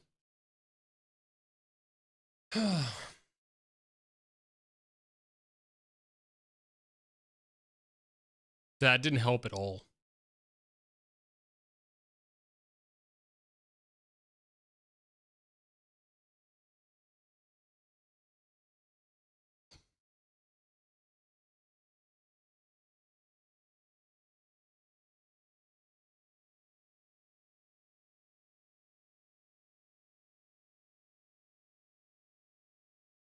He's from Chile. So Europe. Yeah, they're not white. Piss glasses. Holy. Chills. Piss glasses. Absolute chills. Wait, if I go blue, are the handles piss? No, then why when I go piss, the handle's blue? That's wrong.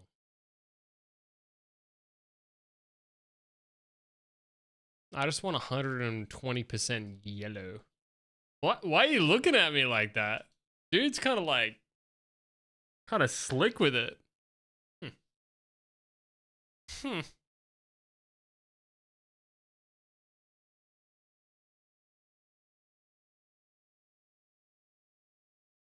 Why do they all have that side smile? This guy looks like he's in the middle of shitting.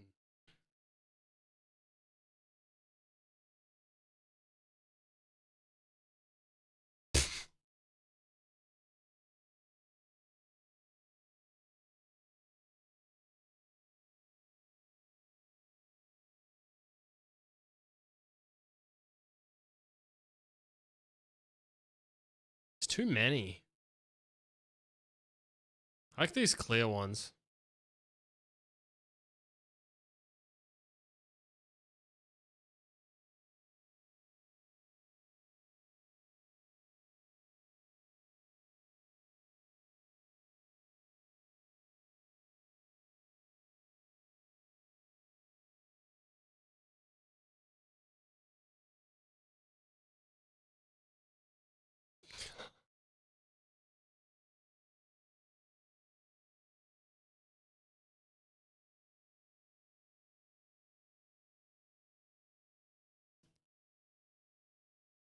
Look at all these cat videos, man.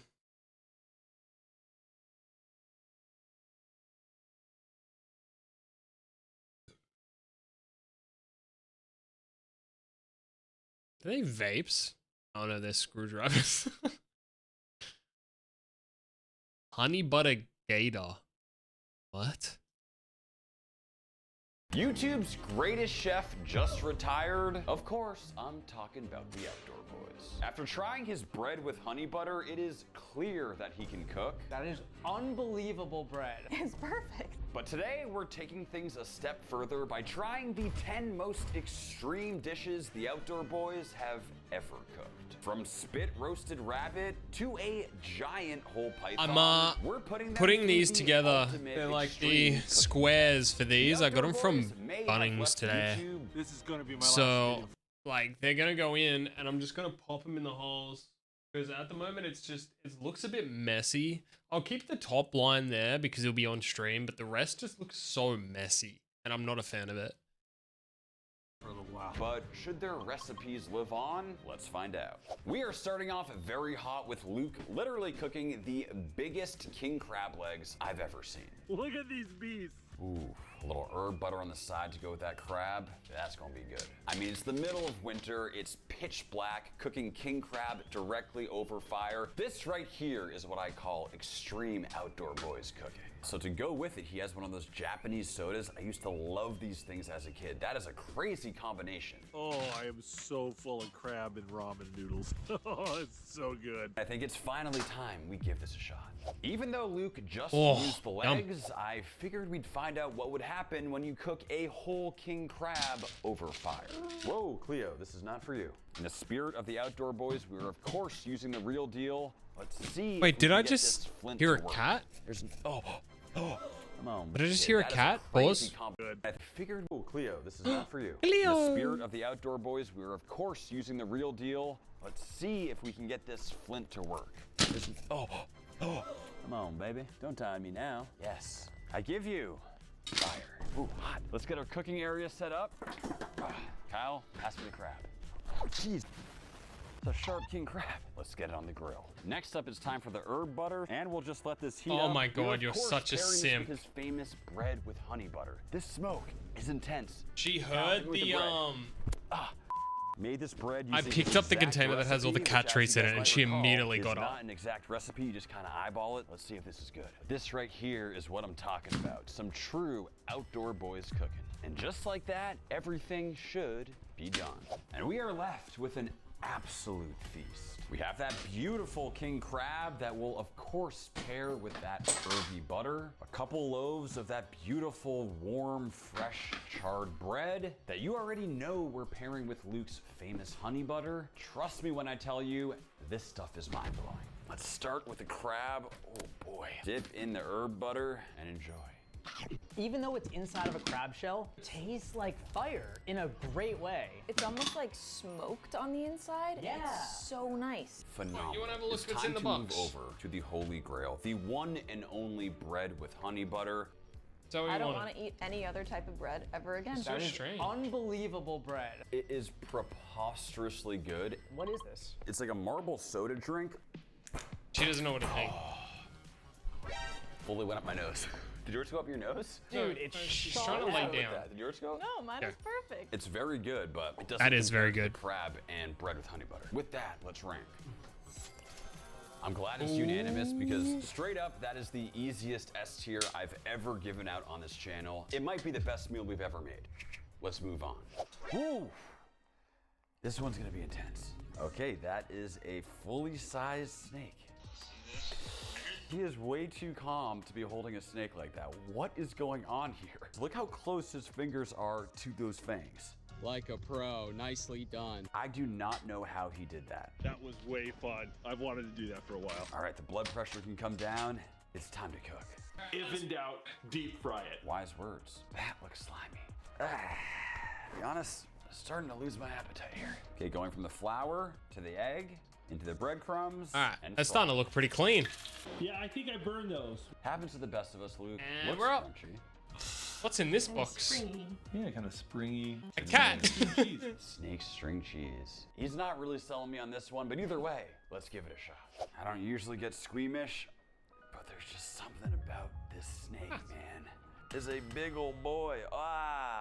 Crazy thing is, like, I can just feel the way this strong animal moves. It appears as though this upper The way back the strap is where the strong majority of the animal meat's gonna come moves. from. But the crazy thing is, this animal is essentially just one giant rib cage. All that's left to do is chop it up. God, what are the chances you think I can slice through this one shot? 100%, I got you. That's my dog right there.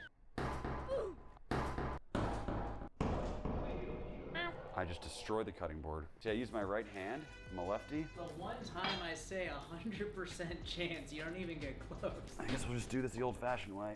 I'm scratching the corner. She's going fucking nuts in Got here. a shrimpy amount of meat on the back strap and those ribs on the side.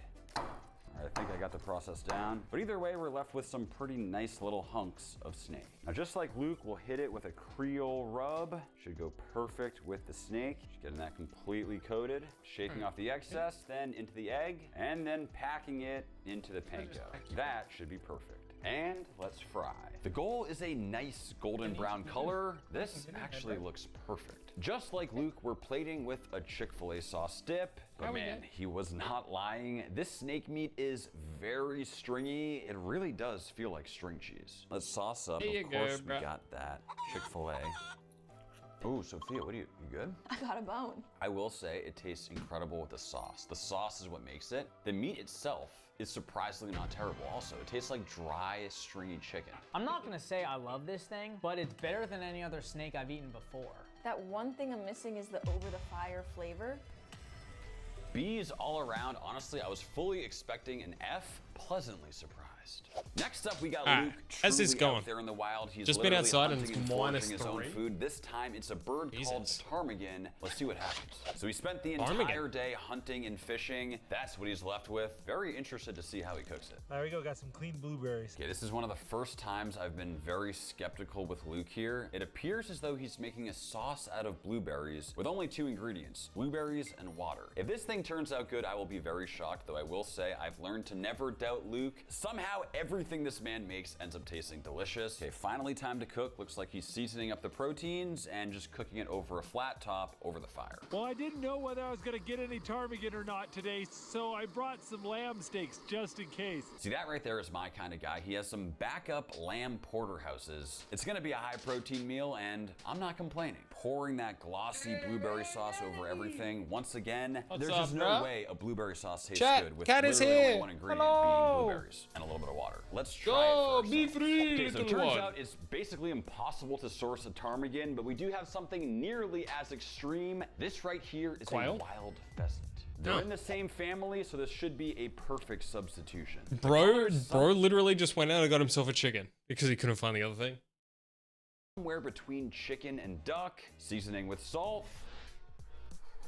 That's so and unnecessary. Black pepper. And let's get it on the fire. Oh yeah, that is hot. This feels a little dangerous. Oh, but we'll that's go hot. on with the cooking oil. That's and hot. next with the bird. Whoa. And just like Luke, we'll now add our lamb T-bones. We'll start on the fat side to render that out. Somehow our lamb T-bones are on fire, but they look freaking amazing. Look at that crust. This is what I call extreme outdoor boys cooking. Why is everything on fire right now? What the heck? This might be a bad idea. Oh my god, I thought that was my house. Let's get started on the sauce before it's too late. Okay, we're gonna go on with the pot, in with the blueberries and the water. Man, Luke is an absolute beast. I do not know how he cooks all this stuff and films it by himself. All right, lamb done. Whew.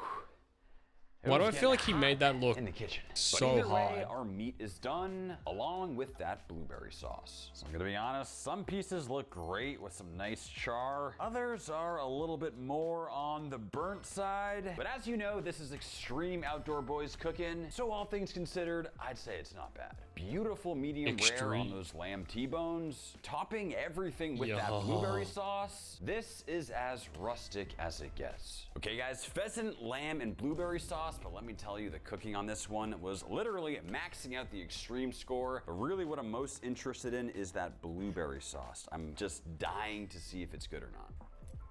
It reminds me of like cranberry sauce. That smokiness with the sweetness of the sauce is so nice. I love that fiery char flavor on there. This feels like caveman food, like what you're supposed to be eating. The lamb is also phenomenal. Like there's no X factor going on to it, but it's just simple food done right. It'll be interesting to see how we rank this thing. I thought this was really cool. A little higher than I would have gone, but I do think a B is fair. I would like pumped up for this blueberries. one. It's time. I don't know. I've never really been the guy that really actually enjoys fruits as like food, like fruit food. Funnily enough, my favorite meal is apricot chicken, but like cooked fruit, I'm not a fan of, especially into like desserts, like fruit desserts, pies, etc. Not the best. Looks like we got about 5 feet of snow and we're putting together a shelter. We're already starting off hot. Or should I say cold?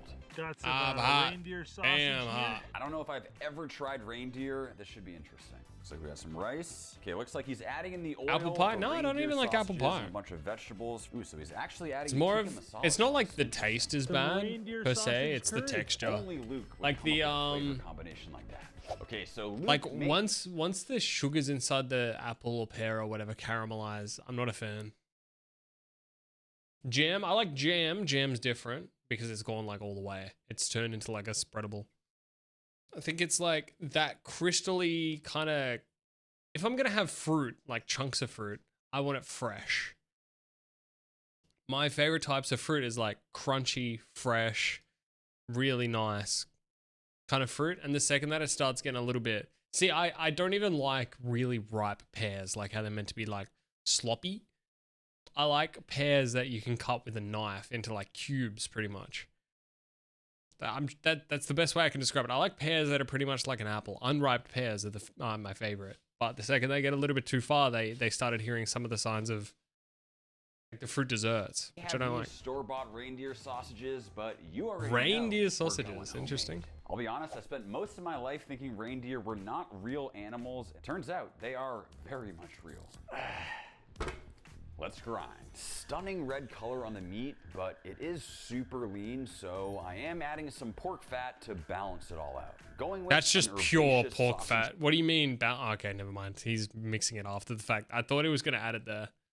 Hey, it's Coffee again. Hey, Tons. What's up, man? Seasoning recipe that does include a bit of pink curing salt as well as some fresh garlic. Also adding in some red wine and water while mixing to deepen the flavor and assist with binding until we've achieved this sticky texture known as protein extraction. It's time for the Meat Master 5000. And we start by loading up the hopper. We have our soaked hog casings. This is the real deal. Why do I smell things? I'm like, I instinctually smell random things. It's disgusting, man. On with the hog. It's a dirty job, but someone's got to do it. Oh man, what is going on here? That is this right? Log of dog. Dude, that's a thick dog, man. Oh, Kyle! No! Oh! This is not right. Are you proud of this sausage right now? Kyle? Spot right here. I'm really What is he doing? Bum, bum, bum. Okay, all right, just keep it nice and slow, Kyle. YouTube comment of the day. I always wear little shorts when my dad's friends come over, but I'm not gay. There you go, guys. We've reached our flow state. If I had to read it, so do you. Ooh. Dude, that looks like a snake. I love streaming on YouTube Shorts. And we'll just twist Small. off the sausages. Where's Mr. From Orange here, we'll Hat? get them into the hot water to cook.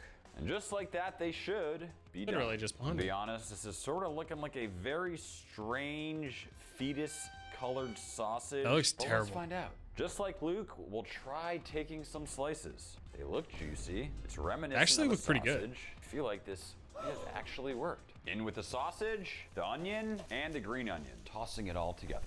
And now we add the tikka masala sauce. Oh, wow. Okay. I am covered in chicken tikka masala sauce. Sorry, reindeer tikka masala sauce. But the show must go on. I will say though, it smells absolutely divine. Let's see if Luke knows his stuff. when it literally comes can't to fuck that up. reindeer sausage. Yeah, Cat's having a bit of an This one's explore. not doing it for me.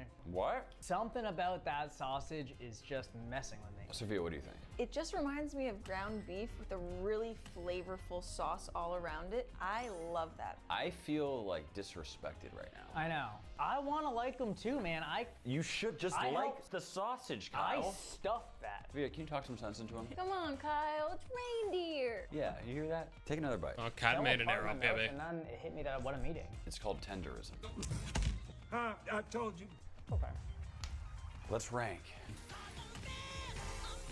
I know. Fortunately, with the average, it's still gonna come out to a B.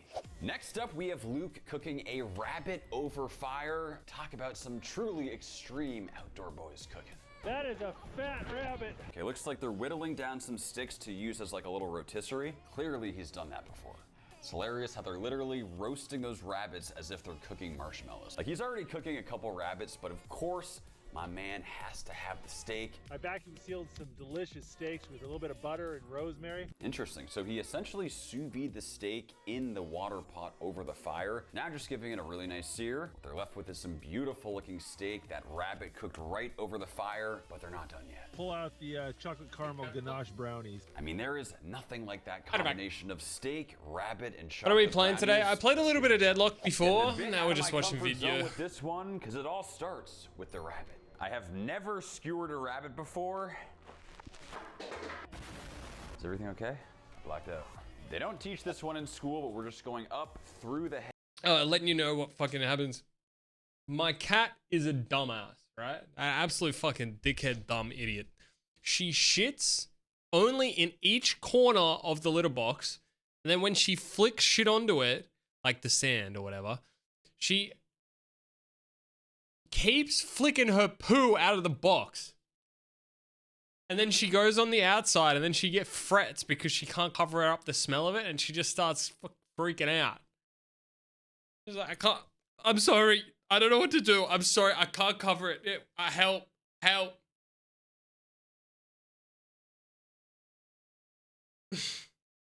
And she just looks at me and looks at it. And I'm like, all right. My dog keeps trying to eat it. That is normal. Ginny used to eat the other chicken poo. Ginny used to eat chicken poo as well, but like cat poo. I had to bring Ginny in and really let her know it's not on. Head area, trying to follow his process. I think from here, kind of cinch it off, create a little bit of leverage, and go through the back, like so. Just Maybe gonna she needs season it up with enclosed. A little Yeah. all-purpose rub. Let's see how this goes. Oh, it's hot. I just wish there was a better way. Let's see if I can use this wood. Hold up. Kind of hold this in place. Not bad. On with our water here. This is gonna be used to sous vide and cook our steak. All right, with our water getting hot, we're now gonna add our beautiful steak. We vacuum sealed it, added some butter and rosemary. Okay guys, it's been a couple hours, and as you can see, that bunny is looking absolutely incredible. They do self-cleaning ones, they're pretty bad unless you get an expensive one. Remember, the steak is fully cooked. But I've done my in the sous research, I know vide. which ones are Now good. it just needs color. That crust is looking absolutely beautiful. And with that, both our steak and our rabbit should be good to go. I I'm not really gonna would say like I'm to an eat that open rabbit. fire bunny expert, but the color and texture of this skin looks fantastic. The meat looks very similar to chicken, but even if it doesn't taste good, we at least still have the steak as well as the Steak looks a little brownie dry. to make things right. Okay guys, slow roasted bunny over the fire. Oh no. What? I see a hair. Oh, come on, Sophia. Sophia, I just put it in my mouth. And it tastes delicious though. Well, I liked it more before Sophia said that. It tasted like crispy duck skin. Yes. The meat is so much more flavorful than, say, like a chicken. Let's move over to the steak. Tastes like a slightly overcooked steak. I wish the steak was just cooked directly over fire instead of sous vide. Unfortunately, I do think the cook style on that steak is gonna bring us down maybe 1 point, but overall, I'm still very happy. It's an interesting one to judge. Better than expected, worse than expected, as expected. This guy's a genius. Beef Hey. bussin'. Cook style on the bunny was just so unique, it added that depth of flavor. I think a B is fair. Probably the one I'm most excited about, believe it or not, it is time for squirrel. Wait, what happened to the brownie? Quite a bit of work. It looks like they did finally catch a squirrel. We've got 3 fat gray squirrels here. Just take a look at what They didn't eat the brownie, did they? After quite a bit of somewhat graphic butchering, it's time to cook. Looks like we'll start by sauteing the onions, then in with that beautiful, extremely fresh squirrel meat, then adding the stock for the base of the stew. That right there is a plate of freshly picked squirrel meat. Reincorporating the squirrel, adding in some flour. I have to say, it is looking like a lot of mushy, dark colored meat at this point. Starting to add some nice color with the vegetables here. I have to say I was skeptical based on the process, but that end result does look very tasty. All right, you guys ready to try some squirrel stew? That's sort of how I'm feeling right now. There's one thing I've learned, it's that his wife is a trooper. That thumbs up. I mean, all things considered, it seems like his guests actually enjoyed this. Hey, I doubt it. Let's give it a shot. And it all starts. Squirrel stew is very interesting. Right, Bye-bye, Kovic. Class again tomorrow. Have a good night. Same to you, man. Have a good rest of your night. Leave some hairs on there for Kyle. What? Remove the tail. Just gonna quarter it up. They ask you how you are, you just have to say that you're fine when you're not really. And yes, I'm gonna go rinse this off right now. Just like Luke, we start with the oil and butter, and in with the onion. Oil now and we butter. Go in with the squirrel to brown it up. Yeah, quiet down. That's for Kyle. All right. What? Shush. And we'll season it up. Going heavy on the black pepper to kind of cover up that hair flavor profile. I mean, say what you want, but that color is looking pretty good. Now we go in with the beef broth, and we'll let that simmer to get tender. Okay, it's been 45 minutes. I mean, it smells a little livery, but honestly not bad. You sure about that? We'll remove from You think you would eat the pan squirrel? and trying to remove It's making some me of that feel excess kinda fat. ill. I mean, it does kind of just remind me of like chicken thigh meat. Really not that much yield coming off that squirrel, but even still, we're left with some. There is pretty heaps of decent squirrel meat. left Now we go back in with on those the squirrel bones. meat. We'll add in the flour just to get that all thickened up. It's almost like a squirrel meat gravy at this point. A little more beef broth, the carrots, jalapeno, garlic, green beans, and the bay leaves. In with the rosemary and sage, scallions and peppercorns, and we'll let it finish cooking. And we'll finally plate it up. I have to say, at least visually, this You know what? That looks really doesn't good. look half bad. What I've prepared for you today is a beautiful squirrel stew. See, we've eaten a lot of weird stuff on this channel. For some reason, squirrel is like a toughie. Squirrel's grossing me out more than a lot of other things. Well, I don't want to. The texture is a little weird. It's almost like braised beef. Almost like pork belly fattiness. I think that made it way grosser than it could have been if it was lean. If I did not know that was squirrel and I didn't see the hair, I would probably be taking second and third and fourth and fifth bites. How do we rank this though? Because I mean, everything else was great. The potatoes were definitely not bad. There's just something about squirrel. You can't fuck up, yeah. See? I think everything else about the soup was great besides the meat. The meat itself grossed me out. Either way, what it means. Aren't you is ranking the meat? Aren't they unfortunately ranking them? Oh no, they're ranking the whole meal. All right. No, I'm wrong. It says meal right out there. getting a D. Next up, believe it or not, Luke catch and cooks lionfish. Now, these things are poisonous extremely as dangerous. fuck. They have these crazy venomous spikes that pack a huge punch. Let's see how this unfolds. Time to get the lady views. Oh man. Oof. You will never catch me doing that on cam.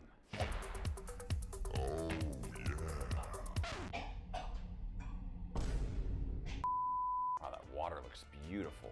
Okay, looks like he has finally located a lionfish. Whew, what a shot. They absolutely smoked that one. Just look at the size of that I'm sorry, but he spine. says That is what a ridiculous. shot. See, this guy knows. He pretty much got right up onto his head.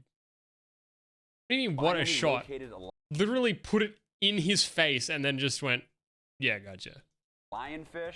Whew, what a shot. They absolutely smoked that one. Just look at the size of that spine. I'm just a hater. That Never mind. is I'm a hater. I ridiculous. don't think I See, could this do guy it. knows exactly what he's doing when it comes to filleting this thing. We'll see how it goes for me. The fish goes into the flour, to the egg wash, then that panko coconut mixture. There's so much texture on that fish and shrimp. Now it looks like he's making some sort of mango salsa chutney situation here. Ooh, I have to say that looks incredible. I love that he didn't deep fry it, but you still have all that flavor on the outside. I just really hope I don't injure myself with the lionfish. Let's give it a shot. Handling with extreme care, but what we have in front of us is an absolutely picture-perfect lionfish. And take a look at those deadly spines. Of course, the key on this one is handling with absolute care. Oh. Ah. Kyle, pee on it. Dude, I don't even have to Go. Ah. I got you covered next time, too. Nice. And now we fillet. Again, being The best extra bit. careful to stay away from those spikes, starting with a slice like so. Then just like they do it, using the tip of my knife, kind of just following down the backbone, Spine, and nice. slicing through.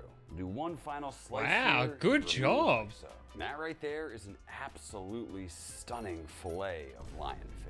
Then just like Luke, we'll go into the flour. Did you really need the vine boom though? In, moving over to the egg, coating both sides, and finally on to the breadcrumb coconut mixture. That looks perfect. In case you're wondering where I possibly got lionfish, my man Slinging Steel literally went out and caught them specifically for this video, so these are as fresh as it gets. And we'll get it in the oven. In the meantime, we'll make his sauce, but I have to say, based on the ingredients, I am skeptical. Apparently, all it is this naked, mighty mango juice. And we're gonna reduce it in a pot till it becomes a wicked awesome mango sauce. Basically just cooked down into a glaze. That Time is to plate. too Silky high. glaze looks perfect. Quite possibly one of the most dangerous fish. Is it the most delicious? I'm most excited for this one. That right there might be one of the best fish I've ever had. It's so light and it's the perfect canvas for that coconut and that mango. My favorite part of it is actually the coconut outside. But I actually love the sauce. Think about how Yeah, did you simple see it was. how He's literally many just there were, Frosty, when they were showing the video of him, like, his mate going out and catching it? There were so fucking many. Producing a drink. Everything he makes is this perfect combination of efficiency with flavor.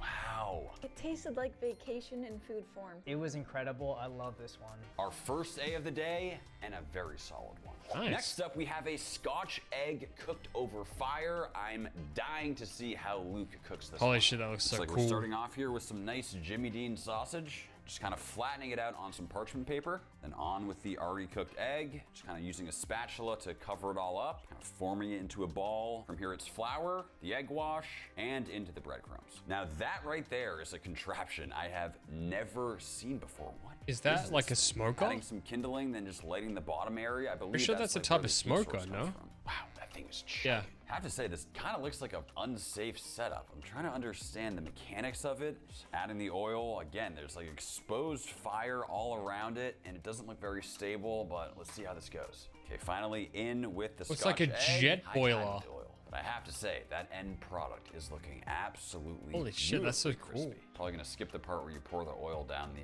top of that thing. Slicing into it, I mean, that looks absolutely picture perfect. I've never made one of these before. Looks bland. Much less cooked it outside. It looks just brown with egg. So there's only one thing left to do. Okay, so for this one, we of course bought the exact same They have no natural contraption that predators. Luke used. Interesting. It does look extremely complicated. Fortunately, it does come with directions, which we will not be using. You'd think Let's they get would. started on the Scotch. Because of, I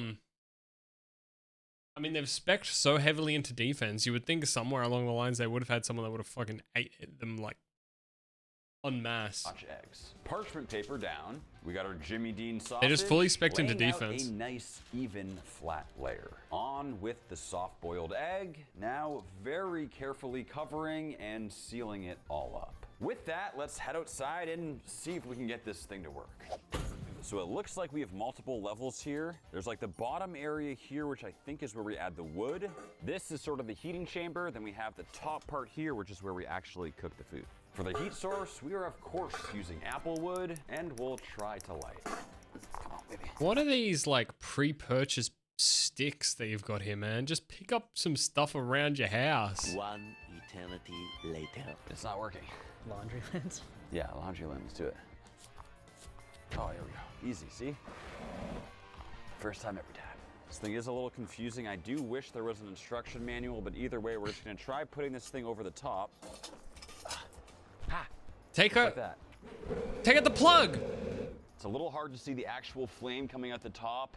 Oh yeah, but trust me, that is hot. I'm gonna be honest, this is feeling a little sketchy, but just adding on our pot here, and we'll throw in some oil. From here, it's into the Bro's flour, plug was next out. the egg wash, and the breadcrumbs Hey there, for what's a up? perfect little dragon egg. Okay, with it hot, we will now extremely carefully add in the Scotch egg. Now that is the color we're looking for. Slicing into it, this will always be one of my favorite cross sections. Let's see how it tastes. All right guys, Scottish yum. egg cooked over one of the most absurd cooking devices the world has ever seen. I Love it. So creamy from the egg yolk. I like it. Here we go. I just don't think I can eat too much of it because the sausage meat is really fatty and it's fried. It's like a bacon, egg, and cheese. Yeah. I do agree though, Kyle, it is quite rich. Like I can squeeze out the fat in there, but it's almost like a keto-friendly breakfast sandwich. I love it. Keto-friendly breakfast sandwich. It is very rich, but I think it absolutely deserves the A. Next up, we have the Outdoor Boys Catch and Cooking Catfish. This one should be crazy. Oh man, yeah, Paul, reel him in. Already got a bite. That is a pretty nice That's sized a catfish. big So catfish. it's finally time to break down the catfish. I have never done this before, so this is very much a learning experience. So making a slice over the top. Looks like he's literally just Skinning the peeling catfish. skin off. That is wild. Now just taking those fillets off, starting from the top. I've never seen this technique before. I mean, that is as fresh as it gets and a pretty nice looking fillet. Okay, this is absolutely mind-blowing. Whoa, Look at what's the guts, inside claws, this a catfish's fish. stomach. Starting by seasoning with salt and pepper, and now looks like he's assembling the dredging station. I think he's adding milk there to make like a wet batter. Now just going in with the catfish and fry. I have to say that looks absolutely phenomenal. Look at the color of all that breading. Beautiful, fresh caught fish and chips on the bank of a river. Okay, malt vinegar. Now I've heard people add that to fried fish. I've actually never tried it before, so I'm very excited to give it a shot. Somehow the food he makes just looks so freaking delicious. I don't know what it is. Let's give it a shot. It all starts with a real live catfish. These are some super interesting Dude, that shit fish. looks They kinda have these, giga like, hard old. spikes on the top and the sides. But the most That looks distinguishing feature rotten. is, of course, the cat whiskers over the front. If you look closely, they're kind of weird. So I have don't show me his never face. That's broken down turning a my stomach. catfish before. It looks like the first thing he does is kind of make a slit, just like so, over the top. A what? Just kind of separating the skin, not necessarily cutting through the actual fish. Then it looks like he uses pliers to literally just grab the skin. There's no way this works, but pull almost like he's unpeeling the catfish. It's not easy. You got to be kind of strong with it, but it surprisingly works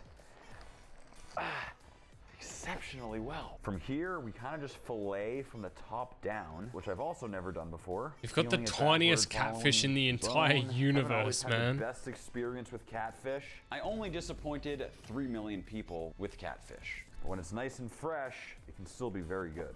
And we'll just separate. Like This is so. a really It entertaining really YouTube does video. have a perfect clean white color to it. Lightly hitting it with salt and black pepper. And time to fry. Into the wet batter for a thin coating, and Is that just finally veggie into oil? the oil. I mean, that looks absolutely fantastic. Plated next to some French fries. We might not be eating this on the side of a riverbank like Luke, but let's see if it tastes as good as he says. Okay, guys, everybody grab your beautiful fillet of fresh fried catfish. Throw in a little bit of that malt vinegar. A little bit. I love vinegar. I'll sauce you up. I'll go medium on yours. That outside is so crispy and the flavor is kind of sweet, and that fish is actually very clean tasting. Oh. Personally, I love the breading. It has a nice crispiness. It's also thick, but not too thick. However, I don't love the catfish flavor. It's all perfect aside from the fish for me. I actually don't like the breading, nor do I really like the catfish.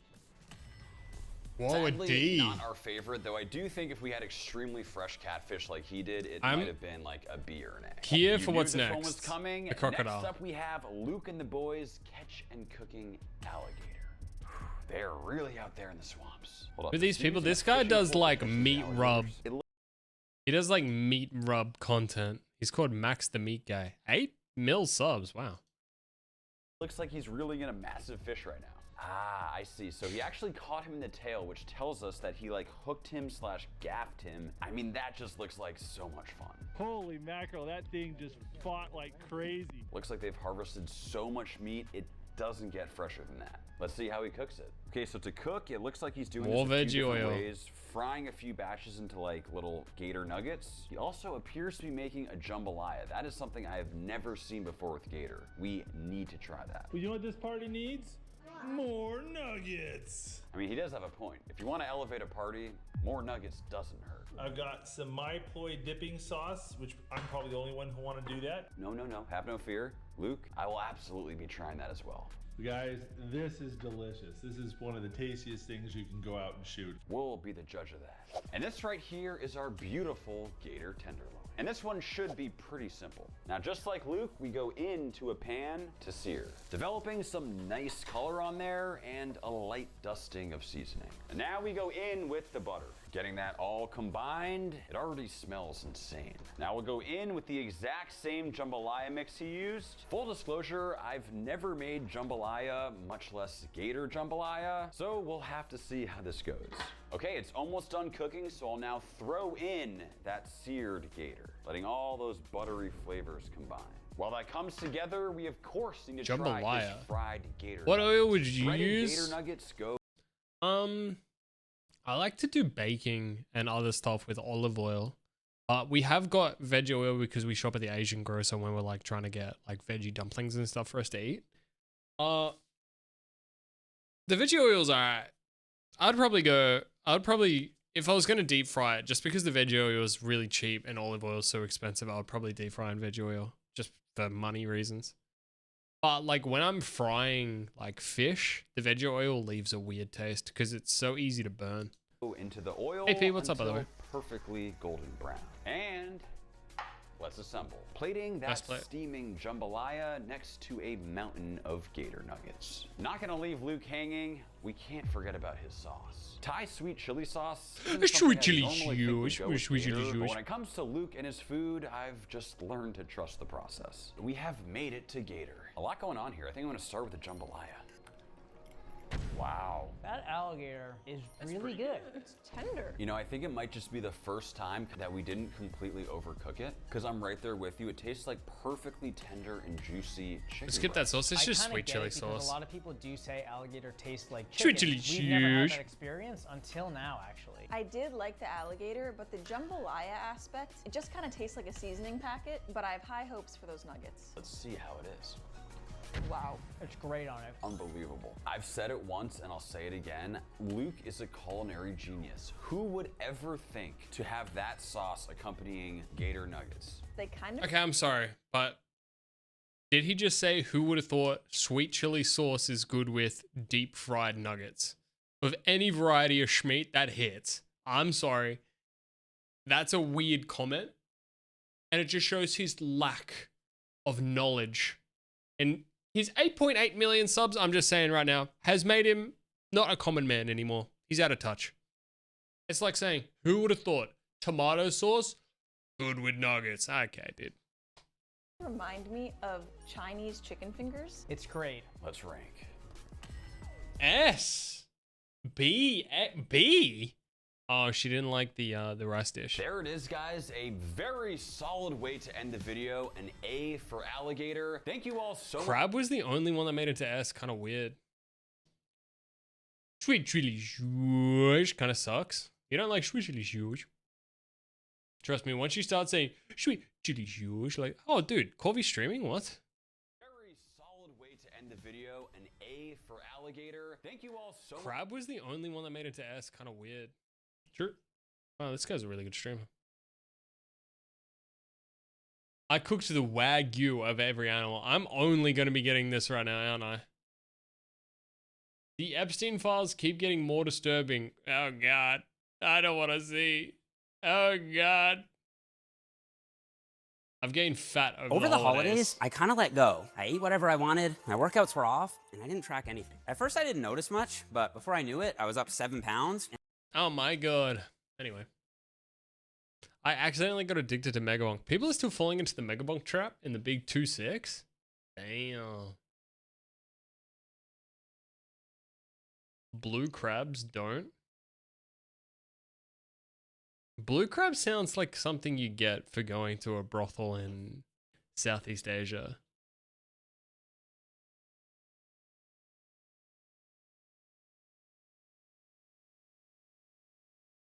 How much food can I grow in a year? All right, let's look in. Oh, no way. It's giant. It's huge. Huh? After the last couple of years of pandemics and panic buying, I thought it would be a good idea to try and become this guy's got my haircut. self-sufficient. So I decided to start a vegetable I'm an innovator. but how much food can I actually grow from this small garden, and would I save money doing so? What's this? Here we will explore true facts about the frog. Alright, we'll take a little bit of a detour. Frogs are not merely proof that French people will put anything into their mouths. They are also amphibians, which means that they're a bit wishy-washy on the whole evolution thing. Oh, that was pretty cool. Did you see that? It has a transparent eyelid. Good for sexy winking. The frog begins its life as water larvae that resemble gigantic sperms, which should make you appreciate how tiny our sperm is. If our sperm was that big, it would be uncomfortable for everyone. Think about it. Now stop thinking about it, you perv. Who's Z Frank? This is 12 years old.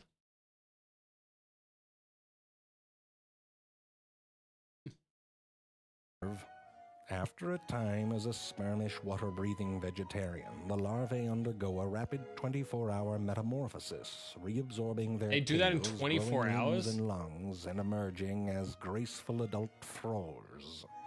Although now an air breather, the frog still relies on its back up. permeable skin for oxygen. Why are we doing all and this keeps super its close skin up on moist frog? by A producing kitty! A mucus. gentleman. Imagine sneezing, but through your entire body. I'm not gonna lie, I just can't handle the 12-year-old pacing. My brain's too cooked. It's a bit slow.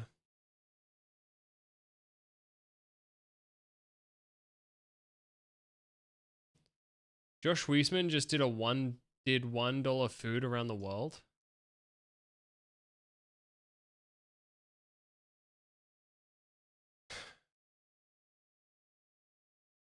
I tried $1 street food around the world. That's such a good video idea. Getting a good bite to eat just seems to be getting more and more expensive. But if I just had $1, what could I get? In Japan, in Malaysia, in Korea, Vietnam, China, Thailand, Mexico, India. So we're taking to the streets with our $1 in hand, scouring the world to find any bite to eat. Will we find massive culinary deals? For $1? Or will we starve ourselves trying? Our journey begins in Mumbai, India. And I think in India, you'll probably get some like really, really, really good street food that are pretty cheap as well. Just because the markets, especially the videos that I've seen online, they seem like they have incredible food markets. I mean, you can get some really dodgy ones where they're like cutting stuff with their toenails, but like 99% of markets would have some pretty good food. It's kind of like when we went to Japan. There was schmeat stalls everywhere. Schmeat street, meat street, street meat on the street. I loved it. That's probably what I spent the majority of my money on, was just like all the schmeat meat. our first stop is not only under $1, but also an extremely... Was there like a bug on that leaf? Sorry. Mumbai, India. Sorry, I was And just our talking first about how stop like is it could not be only dirty. under What is that? That a bug or a bit of caca? That's a bug. $1, but also an extremely unique eating experience. It's Fire pan. Which is not like a classical pan, but it's a pan that everybody wants to try. Fire It's going to pan. light your mouth on fire, but then the pan, the coolness of it is going to help you digest everything. showing me around Mumbai's best $1 street food spots is my good friend, Chef Saransh. I can't even begin to explain how many ingredients were put into this, but I'll try. First, on a fresh betel leaf, the vendor adds a nut paste like sesame paste, pan masala, rose jam, which he rubs all up in there. That's more finger action than I think I've ever seen in my whole life. Shaved coconut, sweet masala, shaved nut, another sort of shaved nut, rose petal paste, and tutti frutti. He then folds it up, adds more shaved coconut. Oh, come on. How many things are we going to add to this? Did you just put curing salt on that? What is that? Turns out it was more rose. Anyway, he gave it a light, which is likely edible camphor, and I opened wide. All right. That's something. Most people who were to see this online, they're like, oh, it's gonna burn your mouth. It immediately extinguishes when it goes in your mouth. So there's no like heat that you really sense at all. And it's just super astringent, like an unripe persimmon or grape skins. I feel like it would burn your moisture out of like your mouth. lip, It, like cleanses not your mouth. mouth. It's very almost Like I wish it minty, could like grow a fresh peppermint. gigantic and then you have all this veggies. sweetness. Yeah, all the veggies and herbs that we try and grow. I know we've just skipped that video that dude was gonna like grow stuff in his yard. I know we've just skipped it, but I can't grow anything, especially herbs. I suck at From the herbs. rose, the crunchiness from the coconut. It does kind of blow your palate out, but not in like a bad way, sort of like a cleansing way. It's like a mouth freshener. I was scared, but you know, sometimes there's good things on the other side of fear, and I'm glad I crossed the border of fear. I feel good. I'm ready to go on to the next. On the way to our next stop, we went down to the beach to cool off with a sweet treat, a black plum flavored popsicle. This was made fresh in front of my eyes. It was delicious, and it cost me a solid 70 cents. Now, when you think of a breakfast plate in America, you're probably thinking upwards of $10, maybe even more. What if I told you could get all of this for 70 cents? You're gonna feel good after you. Oh, whoa. I giga skipped. And fried chilies. Cheers. In restaurants, this is what we call a perfect bite because it has multiple layers. The crunch, the chewiness, the little crack from the seeds, the burst of sugar, and then It really doesn't seem like much. Like, I can see why this is probably only 70 cents. of course, all the layering of flavors. It's spicy, it's sweet, it's a little salty, a little buttery. This is incredible. Like, I get the hype. When I go to new places, there are certain things that like a group of people will hype up. You know, like, oh, this is like the best, and it never lives up to the hype. This lives up to the hype. You have to try this. Oh, it altogether looks pretty nice. On Joshua's channel, raise your hands up, subscribe button right there. Yeah! Woo! Phenomenal. Onward. On to our next item in India, arguably one of the Is that most a bun? popular street snacks in the country, vada pav. Oh, that looks so good.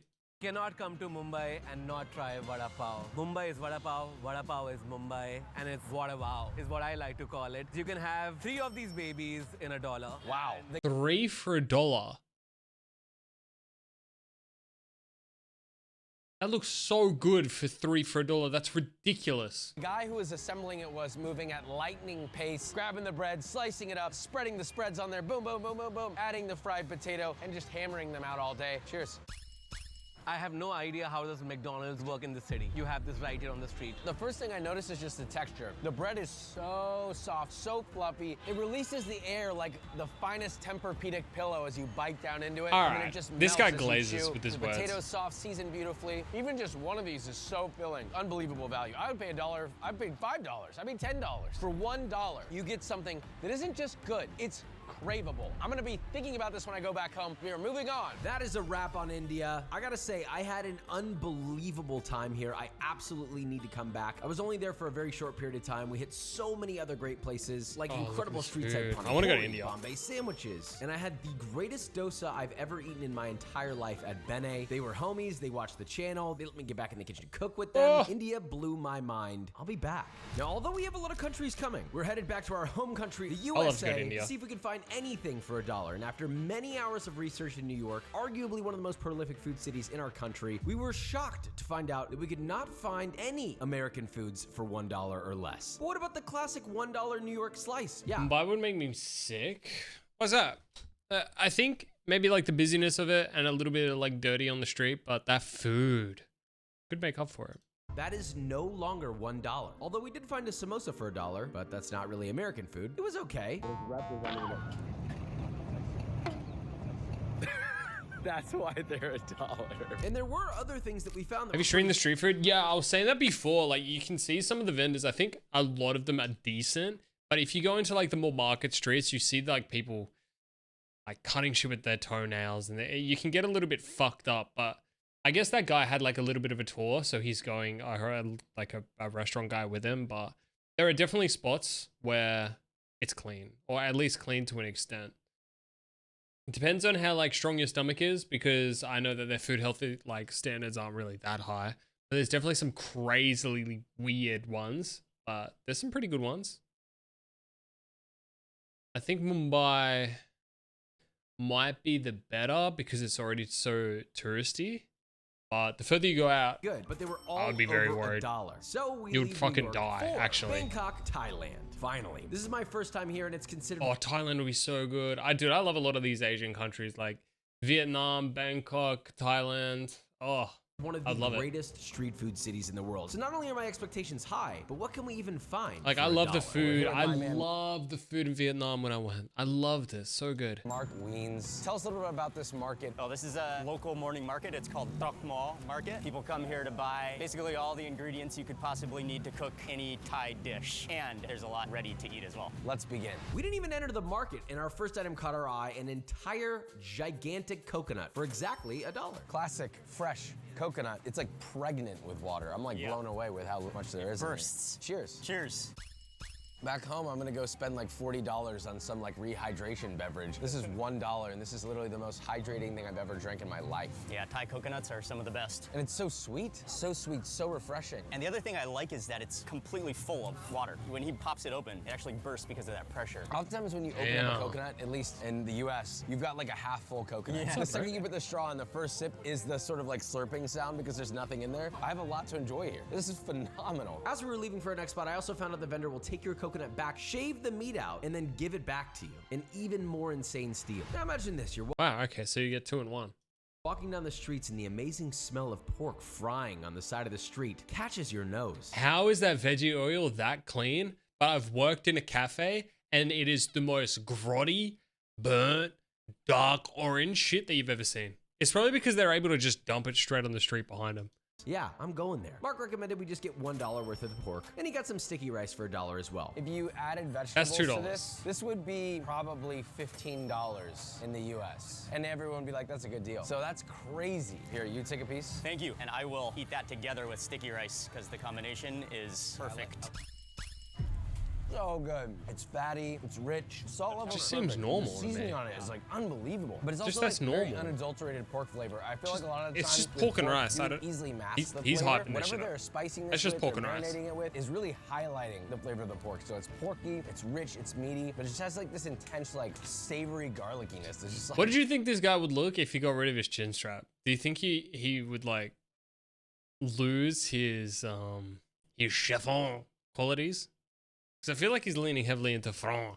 makes you want to eat and eat and eat. It's addictive. I got nothing else to say. I love it. Our next stop, I'll be honest, I wanna was shave. hesitant. Dozens of tiny baby shrimp laid I've tried these or something adjacent to them in Japan. So gross. frozen in time in a crispy disc, but Mark urged me to try it. And listen, I've always said, can't knock it till you try it. Oh my God. This is way better than I thought it was gonna be. It has this condensed shrimp flavor because all the shells and the heads are still on. But also at the same time, it's also quite mellow. Anyone who's had like a strong fermented shrimp dish, it's not like that at all. It's a very sweet, light, fresh shrimp taste. I really love that vinegariness from our sweet chili sauce. They call it namjum kai. It's actually like the Chili classic chicken Vietnamese juice. sauce. It's sweet, it's a little bit sour, not really spicy, but there is some chili in it. This is honestly one of the best crispy little bites I've ever had. I could eat 100 of these. I probably wouldn't feel good after maybe 100, but really, really, really incredible. Out of all the things we've had so far, I would come to Thailand just to seek this out. Moving on. I just spotted this while we were walking and it just looks so good. Chive rice cake. Oh, you can smell the chive. Oh, that looks so good, actually. It's down the alley. Cheers. Whoa, I love Thailand. I love you. You can say aroy. Aroy? Delicious. Delicious. Aroy. The outside is so unbelievably crispy on the exterior, but the inside is like a rice custard, and you got little bites of the chive, which honestly isn't very strong. It's actually very light. Phenomenal. Moving on. So at this point, we're pretty happy with what we've gotten, but it got even crazier as we got deeper into the market. We got fried chicken with a sweet and spicy sauce, a crunchy, fragrant, balanced salad of pigskin noodles, Thai crispy pancakes, one with egg yolk and one with river prawn. I'm not gonna lie, I was pretty shocked realizing how much you can get for literally $1 in this city. My mind felt more deep fried than those crispy shrimp fritter, but now it's time for what I'd consider a legendary dessert. We have coconut griddle cakes. Yeah, so he pours in rice batter first, waits till that crispifies, and Rice then he adds batter. on thick coconut cream on the top, and then the Coconut toppings. The cream? whole plate is $1. Going down the hatch. Oh my God, yum. Oh my God, what? This is ruining me. This is so good. This is one of my favorite Thai sweet snacks, actually. And I love how it's crispy and custardy at the same time. That looks so yum. I don't know what to compare this to because it's so unique. There's not really much Is like this. see, I'm not really like adverse with Thailand food. Do they really focus on fish dishes, or are they very vegetable, chicken, like kind of cheap focused? Because Thailand is like a very small continent. I don't know how seafoody they are. Outside shell is so. Because I remember Vietnam was not very seafoody, very beefy and very chickeny. Wispy, crispy, thin, crunchy. While the inside, like you said, has that rich, creamy coconut custard. The sweetness, it's not really coming from sugar, it's just coming from that natural, fragrant coconut. Even if you don't like coconut, you're probably gonna like this. I wish I had this near me. I'm so pissed that I don't. Phenomenal. Moving on. We've been blown away and we've only gone to India and Thailand, but there's even crazier to come with many more Oh, countries. I love Vietnam. I love Vietnam food. I really want to see it. Plus one country I'm extremely excited to return to. The adventure has just begun. Next up, Japan. Tokyo and Osaka are not cheap. There is fucking nothing here. Nothing here for $1. Also, look at bro just mugging the camera. This is Probably midnight, the quietest this street will ever be. I went through here. It is stress. I just remember being stressed the entire time. So this was hard. But fortunately, we had a secret weapon. Our friend Ayal, founder of Unnamed Traveler. He led our world's best noodles video, and like he does for a living, he found some hidden gems that saved our Japan trip, starting in Osaka. This is kushikatsu. This is the beef one. It's the OG. When you eat it inside, there's like a pot of sauce that you share. We're just gonna pour the sauce over the skewer. Fried beef skewer, $1. Cheers. I like the addition of the sauce. I think without the sauce, it's really like kind of plain, but the crispiness, the breading, so nice. Texturally crispy, it melts in your mouth. It's not overly breaded. The beef is very apparent. It's got a good. The thing I didn't like about Japanese food, especially like the small restaurants, which are near very touristy things, they spend a lot of their time and a lot of their energy doing the show of it, making it look fancy, and then doing a lot of extra stuff around it. I just kind of wanted them to lock the fuck in and give me my food. Chew to it. There's a lot of textural involvement here. It's beefy in flavor, but all the seasoning comes from the sauce. The sweetness, that Worcestershire flavor. It's nice. I like this. This is like classic. Oh yeah, like the ultimate cuck move where he's sitting there like giving pointers like, we'll get the lighting direction in here. Can you like turn it 15 degrees? Yeah, I see what you mean. I see what you mean. Bar food, and because they're smaller here, so it's people that just order director so look. many of them, and you share them with friends. Yeah, Markiplier be like, I would want to sit at a table with like 500 skewers and just hammer them one after another. Moving on. Next day, all found us Wagyu Katsu for exactly $1. This price is unheard of in America, especially when you see the word Wagyu. But could this be the one that's too good to be true? Looks really oily. I don't know if I would like that. Katsu. This is sizable. Even with some sweet chili I have Jewish. big hands, I'll let you know that. I did not need this information. You can see they're big. Yeah, fine, yeah, great. I should also mention that this is a Wagyu. This might be the one and only Wagyu for $1 that we're gonna. So I don't know if it's true. I don't know if it's true. The amount of Wagyu beef I had when I was in Japan, I don't know if it's true. There's so many street vendors saying this shit's Wagyu. I don't know. Well, let's go in. Cheers. Oh, it's like sweet. That was unexpected. It's like an aftertaste of sweetness. The crispiness is excellent. Inside is like fatty, it's rich, it melts in your mouth. It's basically like mashed up Wagyu beef. My guess is they're taking trimmings of the fat and loose ends of meat after they cut it up, and they're putting it in this. So they're making margin, but they're also charging less for it. So you're kind of getting really good value here. I do wish there was like a bit more seasoning going on with it. It's so oily. Yeah. There's literally oil dripping down my finger. Is this the best katsu you're gonna get? No. This is probably very far from that. For $1 though, pretty dang good, but I wouldn't go out of my way for it. Okay, 2 spots for Osaka. We'll count that as a win. But after roaming for many more hours, it turns out we were starting to get priced above $2, and thus we move on to Tokyo. We did find some steals in Tokyo, like dango, rice crackers, these cream-filled bears. Pause. But if I'm being honest, there weren't very many standouts at that price point. And we were running out of time here because we had to make our flight to Seoul, South Korea. Here I'm joined by my friend Kim for an insider tour of a market. Japan just kind of got mogged. He really only ate 2 things in his Japan trip and said, yeah, sorry, we gotta go. It's mostly for locals. Kim, can you tell us a little bit about this market in this neighborhood? This market is Mango Market. They're a really famous market in Seoul. It's really authentic. That was good. He said his English is bad. Your English is very good. My Korean is non-existent. Immediately, he's like, haha, what is non-existent? Entrance, we found an absurd deal. These huge twisted donuts where we had 2 different kinds. An old-fashioned one. Oh yeah, and I'd fuck that up. Rice one. I would fuck that up. That looks so good. Let's dig in. I love donuts. It's a wheat dough. Cheers. Is that salt or sugar, do you think? I think that might be salt, like it's like a pretzel. Very nice. I like the sugar. And oh, sugar. On the outside too. You're right, it's very much like a traditional donut. Maybe even a little chewier, and by that, I mean better. Now we have the glutinous rice twist. Whoa. Almost like a fried chicken crunch on the outside. There's like these little knots and nodules of like crispy rice flour. And then the inside's so soft, so fluffy, but it also has a chew. Almost like if you were to take a donut and mochi and they had a baby. It's like a similar kind of comparison, you know? They made love and they had a baby. They fell in love. I'm falling in love right now. It's far above the average donut. Get the rice one. That's my pick. 100%. Moving on. But then, a stall across the way caught my eye. I have never seen anything like this before, so let's put it in our mouths. This is kimchi? Kimchi? Fish cake skewer. Here you go, Greg. Here's a fish one. Or sometimes we call odeng. And I have really good memory when I was childhood. I ate this a lot with my friend and my parents after the school and after the hot tub. Looks like a hot tub. The red hot tub. 2 skewers for $1. Yum. And you get a little cup of broth too. This is like a whole experience.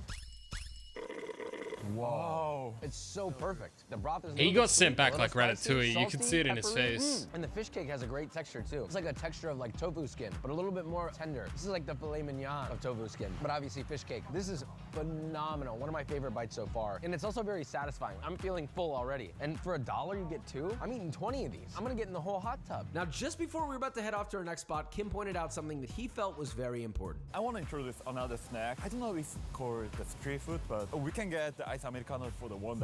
What? Where? The Mega Coffee. They have a window. That's street food. We're doing it. We're doing the $1 Americano. Right? I think we can call it the street food. Yeah, I think this counts. This Oh, one? wow. Oh.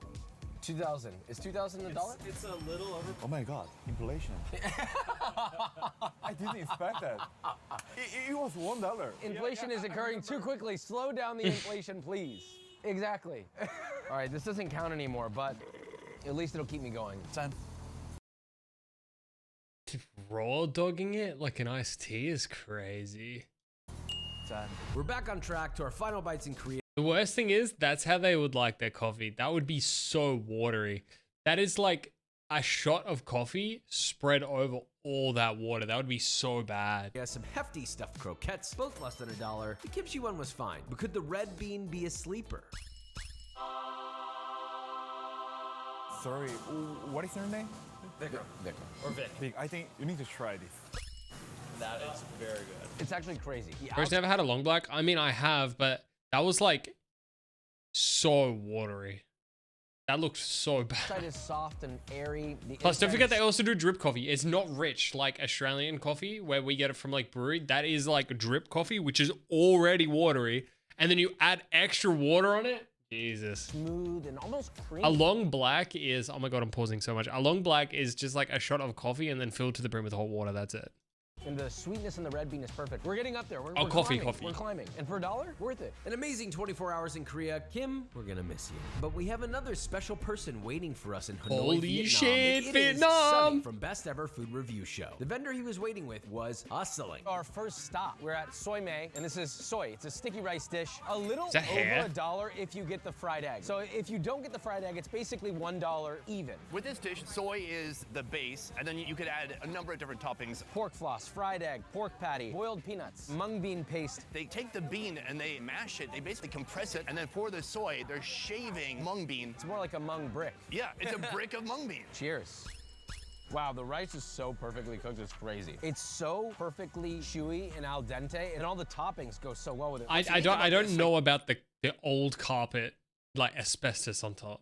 Just from an American perspective is that this is breakfast here. You're gonna find this before noon all over the streets of Hanoi. It makes sense as a breakfast too. You got protein, you got carbohydrates, you got healthy fats. You're gonna feel good after you eat this bowl of rice. This is Watery coffee isn't the worst. Yeah, but it's not the best either. If you're looking for something that watered down, you may as well go grab a tea. phenomenal. I really like this one a lot. There have been certain places that we've gone to where $1 is more of like a little bit of a snack, like in Japan, right? For $1, you get like a stick of meat. But this, I'm gonna be fueled until at least like noon. So the dollar stretches very far in Vietnam so far. Moving on. We're seeing common Oh yeah, the dollar. Look, like for a trip, Vietnam is so good.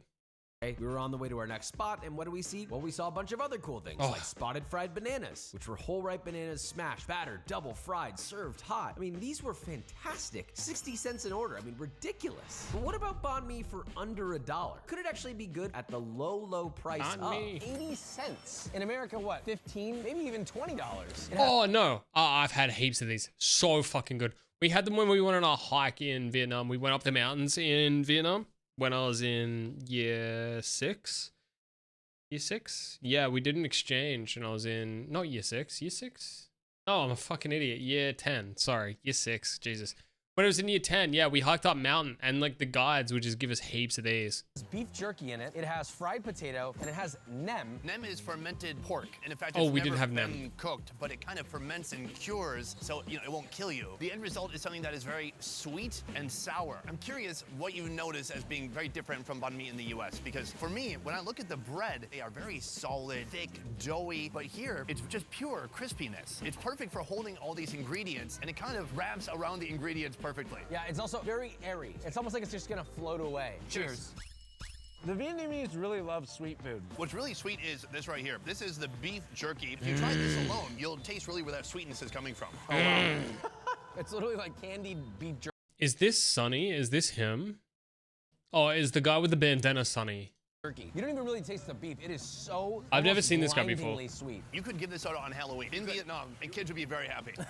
So that aside, though, love the texture of the nem. They're still a little crispy in mine, and they have this great, just like bouncy chew. There are many banh mi in Vietnam that are a little over $1. I had one yesterday, and I actually do like this one just slightly more. Even though the sweetness is a bit much for me, the potato does help diffuse that sweetness. Moving on. Hanoi feels too good to be true, but off in the distance, I smelled something smoky. Could something be on fire, or could it be delicious charcoal grilled pork? We got skewers.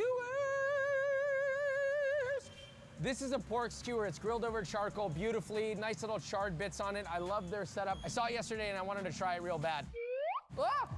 We can edit around that, I believe. 40 cents a skewer, so you can have 2 for 80. It's kind of a deal. You can also have this in a banh mi bread for about $1, which is pretty badass. Cheers. Yum.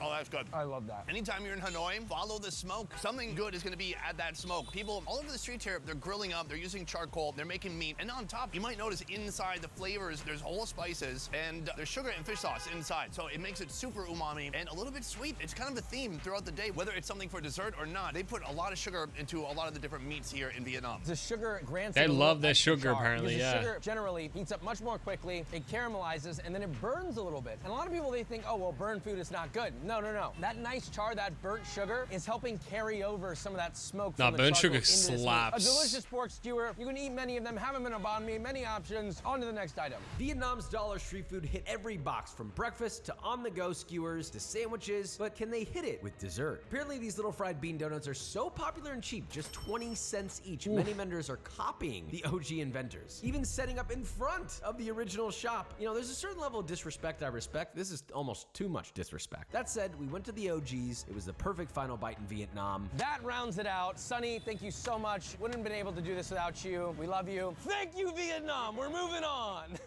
I wish I had more time in Vietnam, but I'm even more excited to see what the final 3 countries have in store. So we're moving on Toronto to would be cool. Malaysia, home to one of the most I don't know about unique food Malaysia. cultures in Hopefully Malaysia have more fish dishes. Like Greg said it before, like there's a lot of really cheap cuts of meat, but there's not like heaps of fish dishes. Maybe like fish is more of an expensive protein than I thought it was going to be. But to have like deep fried Wagyu pork, like whatever, you think that would be way more expensive than just getting a little bit of fish. What are you looking at, Kat? It almost feels like multiple countries mixed You're into looking at one. me So while our I guy stream, Jarvis huh? from Best Food Malaysia started us off Oh, with a you're dish that looked such a so simple. I was shocked to look up and see a Michelin Bib Gourmand sign. The chefs What? pour a lightly sweetened Michelin, batter man. made of rice flour, egg, coconut milk into a clay pot over charcoal. They're essentially just moving these around at an absurd pace so that they all cook evenly and come out on time. It checks our price point, but does it pass the taste test? Oh my God. Just a I mean, crepe it's like the by the most looks. tender crepe pancake texture. So fluffy, so tender. It melts in your mouth, and the outside edges are like a lacy, crispy Oh, it looks crust. so I mean, it's fucking like good. the filet mignon of a thin pancake in a way. It's slightly sweet, super balanced, a little bit of saltiness in there too. What I love about it is the slight fragrant, just coconutty flavor. This is great. We also tried an egg version, also under $1. This is like a perfect little breakfast taco. Oh, It's dripping. that's a good sign. This is nice. It's more substantial. How is that even possible? We could be on a roof and there would be a moped flying by. This one is nice if you want to have like a heartier breakfast, but both are excellent, absolutely incredible. Moving on. Flashback to shaved ice on the beach in India. Can this icy Malaysian treat with coconut milk and noodles actually compete? Why Shockingly, they pretty splash good. so much? Although I know what locals might say, oh, you gotta have the vermicelli. I was not a huge fan of the texture, but everything else was delicious. Not quite as good as the famous Michelin Bib Gourmand rated Nonya sweets. The best was the glutinous rice dyed blue with pea flours topped with sweetened coconut. I Ooh, can that eat looks about so 50 nice. It of looks these. fresh. But I don't know if really that's wanna just the focus blue on though. The next dish. I have never seen anything like it. So this is putu mayong, where it's very local food from our Indian community, where it's rice flour, come with some coconut and then 2 kinds of brown sugar, and then mix up everything. For this one, the rice flour, it's pandan flavor. That's why it's green. It's incredible. I mean, they make this like rice flour dough that they put into a press and they push it. I even got a chance to try it and it was a lot harder than it looked. I thought, oh, I can do this easy. Well, I tried and I failed. And then I failed again. And then I failed again. And then I got one. Yeah. I got one. I was surprised. And then they threw it away and started over, but here it is. Cheers. Nice, that looks fun. I love that. The aroma's insane. I want a little more. You guys love coconut. Absolutely. I get it. Me too. Wow. Every bite is a little different. It's like hitting every taste receptor. You're getting a little bit of salty from This the guy, darker brown sugar, after watching this whole video, this guy light brown sugar, and then waffles just about such a food. great I mean, that's his fragrance job. from the coconut. And you can kind of choose your own adventure. How many calories is this? You know what? I'm saying that, but I'm seeing him fly to like 15 different countries all in one go. These meals are so spread out. So like a lot of his descriptors seem very similar, but for him, these are like weeks apart. 4? 5?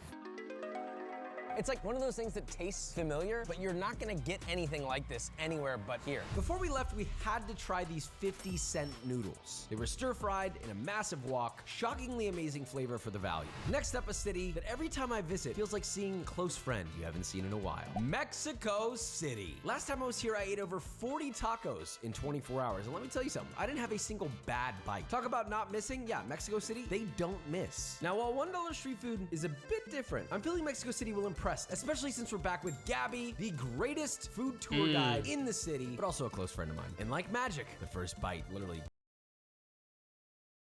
Am I cooked if I don't think Mexico will have good food? Came right directly to me, which let's do more of that. Oh, God, I love Mexico City. It's food everywhere. I can't stop eating. They just keep bringing it to me. Gabby's off grabbing something. I should be clear. It's $1.20 for 3 churros. She's just walking around in this random flower market, just selling churros. Delicioso. Oh my God, dude. This is actually insane. They're so perfectly crisp. The inside is so moist. It's not overcooked. The inside is almost custardy, which is hallmark of a great churro. But also, the seasoning on the dough is proper. They've got sweetness. They've got a little saltiness to amplify the flavor. There's no acrid oil flavors. It melts in your mouth. It's not too chewy. It's sweet. The only thing that would make this better is if they were hot. And honestly, I'm not even missing it. This is crazy. And it's on the go. That's an easy win. On to the next. Later that night, we I don't think I would like churros that aren't hot. I love churros so good, and they looked really, really amazing. I just think I would prefer them warm, like fresh. Guisado, more specifically stewed meat tacos. Ooh, actually, they do look really. In there and catching with the fucking tortilla. He's like. These tacos were only 65 cents each, and they're not skimpy, okay? They're filled to the pretty brim. good. Now, the next one was a bit of an accidental find. The biggest pastries I've ever seen in my life for only 92 cents each. And listen, a lot of people don't know this, but Mexico's bread and pastry game is on a... Oh, come on. Oh, come on. I would fuck that up. Another level. It's the size of my face.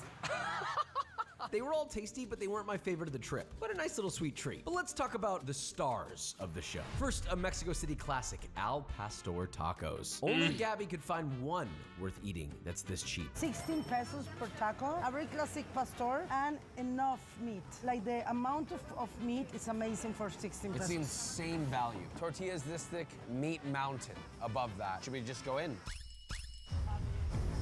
God. It's amazing taco. You're really hitting it with the bangers today. It's perfectly seasoned, beautifully fatty. I hate when you get an al pastor. I take everything I said back. It's not. It's Mexico, it has actually got really good food. Throughout. It's seasoned perfectly with salt. Very, very flavorful. And that looks so good. I'm actually getting hungry watching sweet, this. Great texture. I could easily eat 100 of these, no problem. And guess what? It'd be $100. I mean, that's a good deal. This is a beautiful example of $1 street food. Moving on. We're at La Rosa de Oro, the Golden Rose. So this is a very classic taco The place Golden from Rose. 1957, and it's very deep into the Guerrero neighborhood, which is a very old working class. We're here because of my friend George. He's a food storyteller of Mexico City. We just wanted you to have very classic suadero with one of the most spicy salsas in the city. They look beautiful, they're small, but yet they're full of meat, which I love. Everywhere we've gone, they're very generous about the meat, even if it's sub $1 and it's spicy. It is spicy.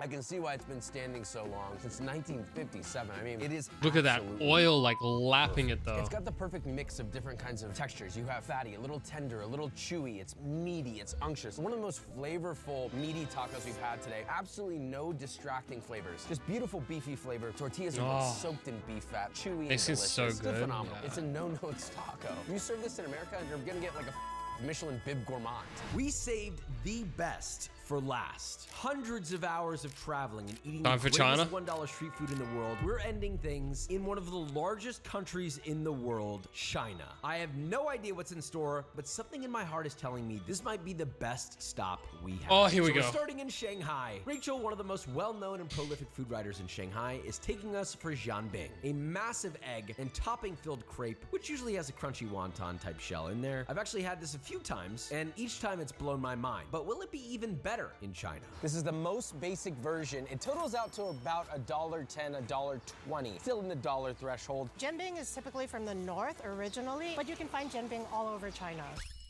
So they put two kinds of sauces in this one. One is like a tianmianjiang, which is made by like fermented bean paste, and a spicy sauce. It's not too spicy at all. It's actually a really nice sort of building warmth to it. You had pointed out earlier, they're like, oh, well, they have this more expensive one with all this stuff and all these toppings, and I'm sure it's good, but I think what I love about this is how good it is at being simple, and it delivers on exactly what it should be in the sense of it hits everything you want. You got a multitude of textures, you have incredible flavor. It's kind of all you need. Dude, I'm getting so hungry. I love it. China's starting off strong. Next up, scallion pancakes made in a style I've never seen before. Fried and then baked right in this little street cart. It's crispy, flaky, fatty. Easily the best scallion pancake I've ever had. But now we leave Shanghai for Chengdu, home of what we call Sichuan style food. And our guide Harry, Sichuan sauce, baby, is starting us off with breakfast. But not just any breakfast. A Sichuan peppercorn laced breakfast called guo kui. We have two different ones, right? This one is the baked version, just baked. What's inside of it? A simple brown sugar filling. The second version, they stuff it with pork or beef. They roll it up super, super tight, roll it out, and then they pan fry it, shallow fry it till crispy. Holy and then finish shit, it in that's an oven perfect.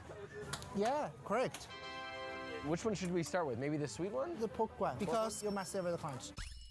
That is unbelievable. I'm tasting fresh peppercorn. That's the first flavor you get. It's almost like citrusy, lemony, and then you taste that flavorful, meaty pork. That's the mark of the flavor. If you cannot taste very fresh peppercorn, it means it's no good. But what I love about the inside is like more tender than a croissant, yet it has the layers of a croissant. The outside is like super crispy, crunchy, almost like a really thin cracker. And then on the inside, it like we pretty much just spent like 2 hours watching food videos. If I'm being flat out honest. Worth we jump it. to the brown sugar.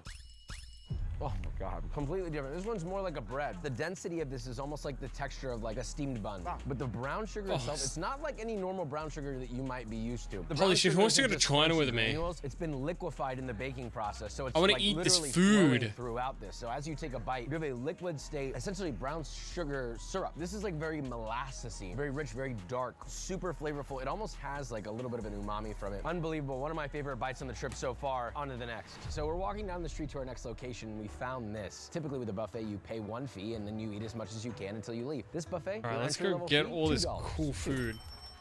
I wish that fit our $1 rule because we would beat out every other place. Anyway, pretty incredible. That just goes to show how far the dollar stretches here in Chengdu, China. On to the next. But hang on, I did find out that if you are under the age of 4, like my son, or over the age of 85, this buffet is half price. So it does become all you can eat for $1. That really boggles.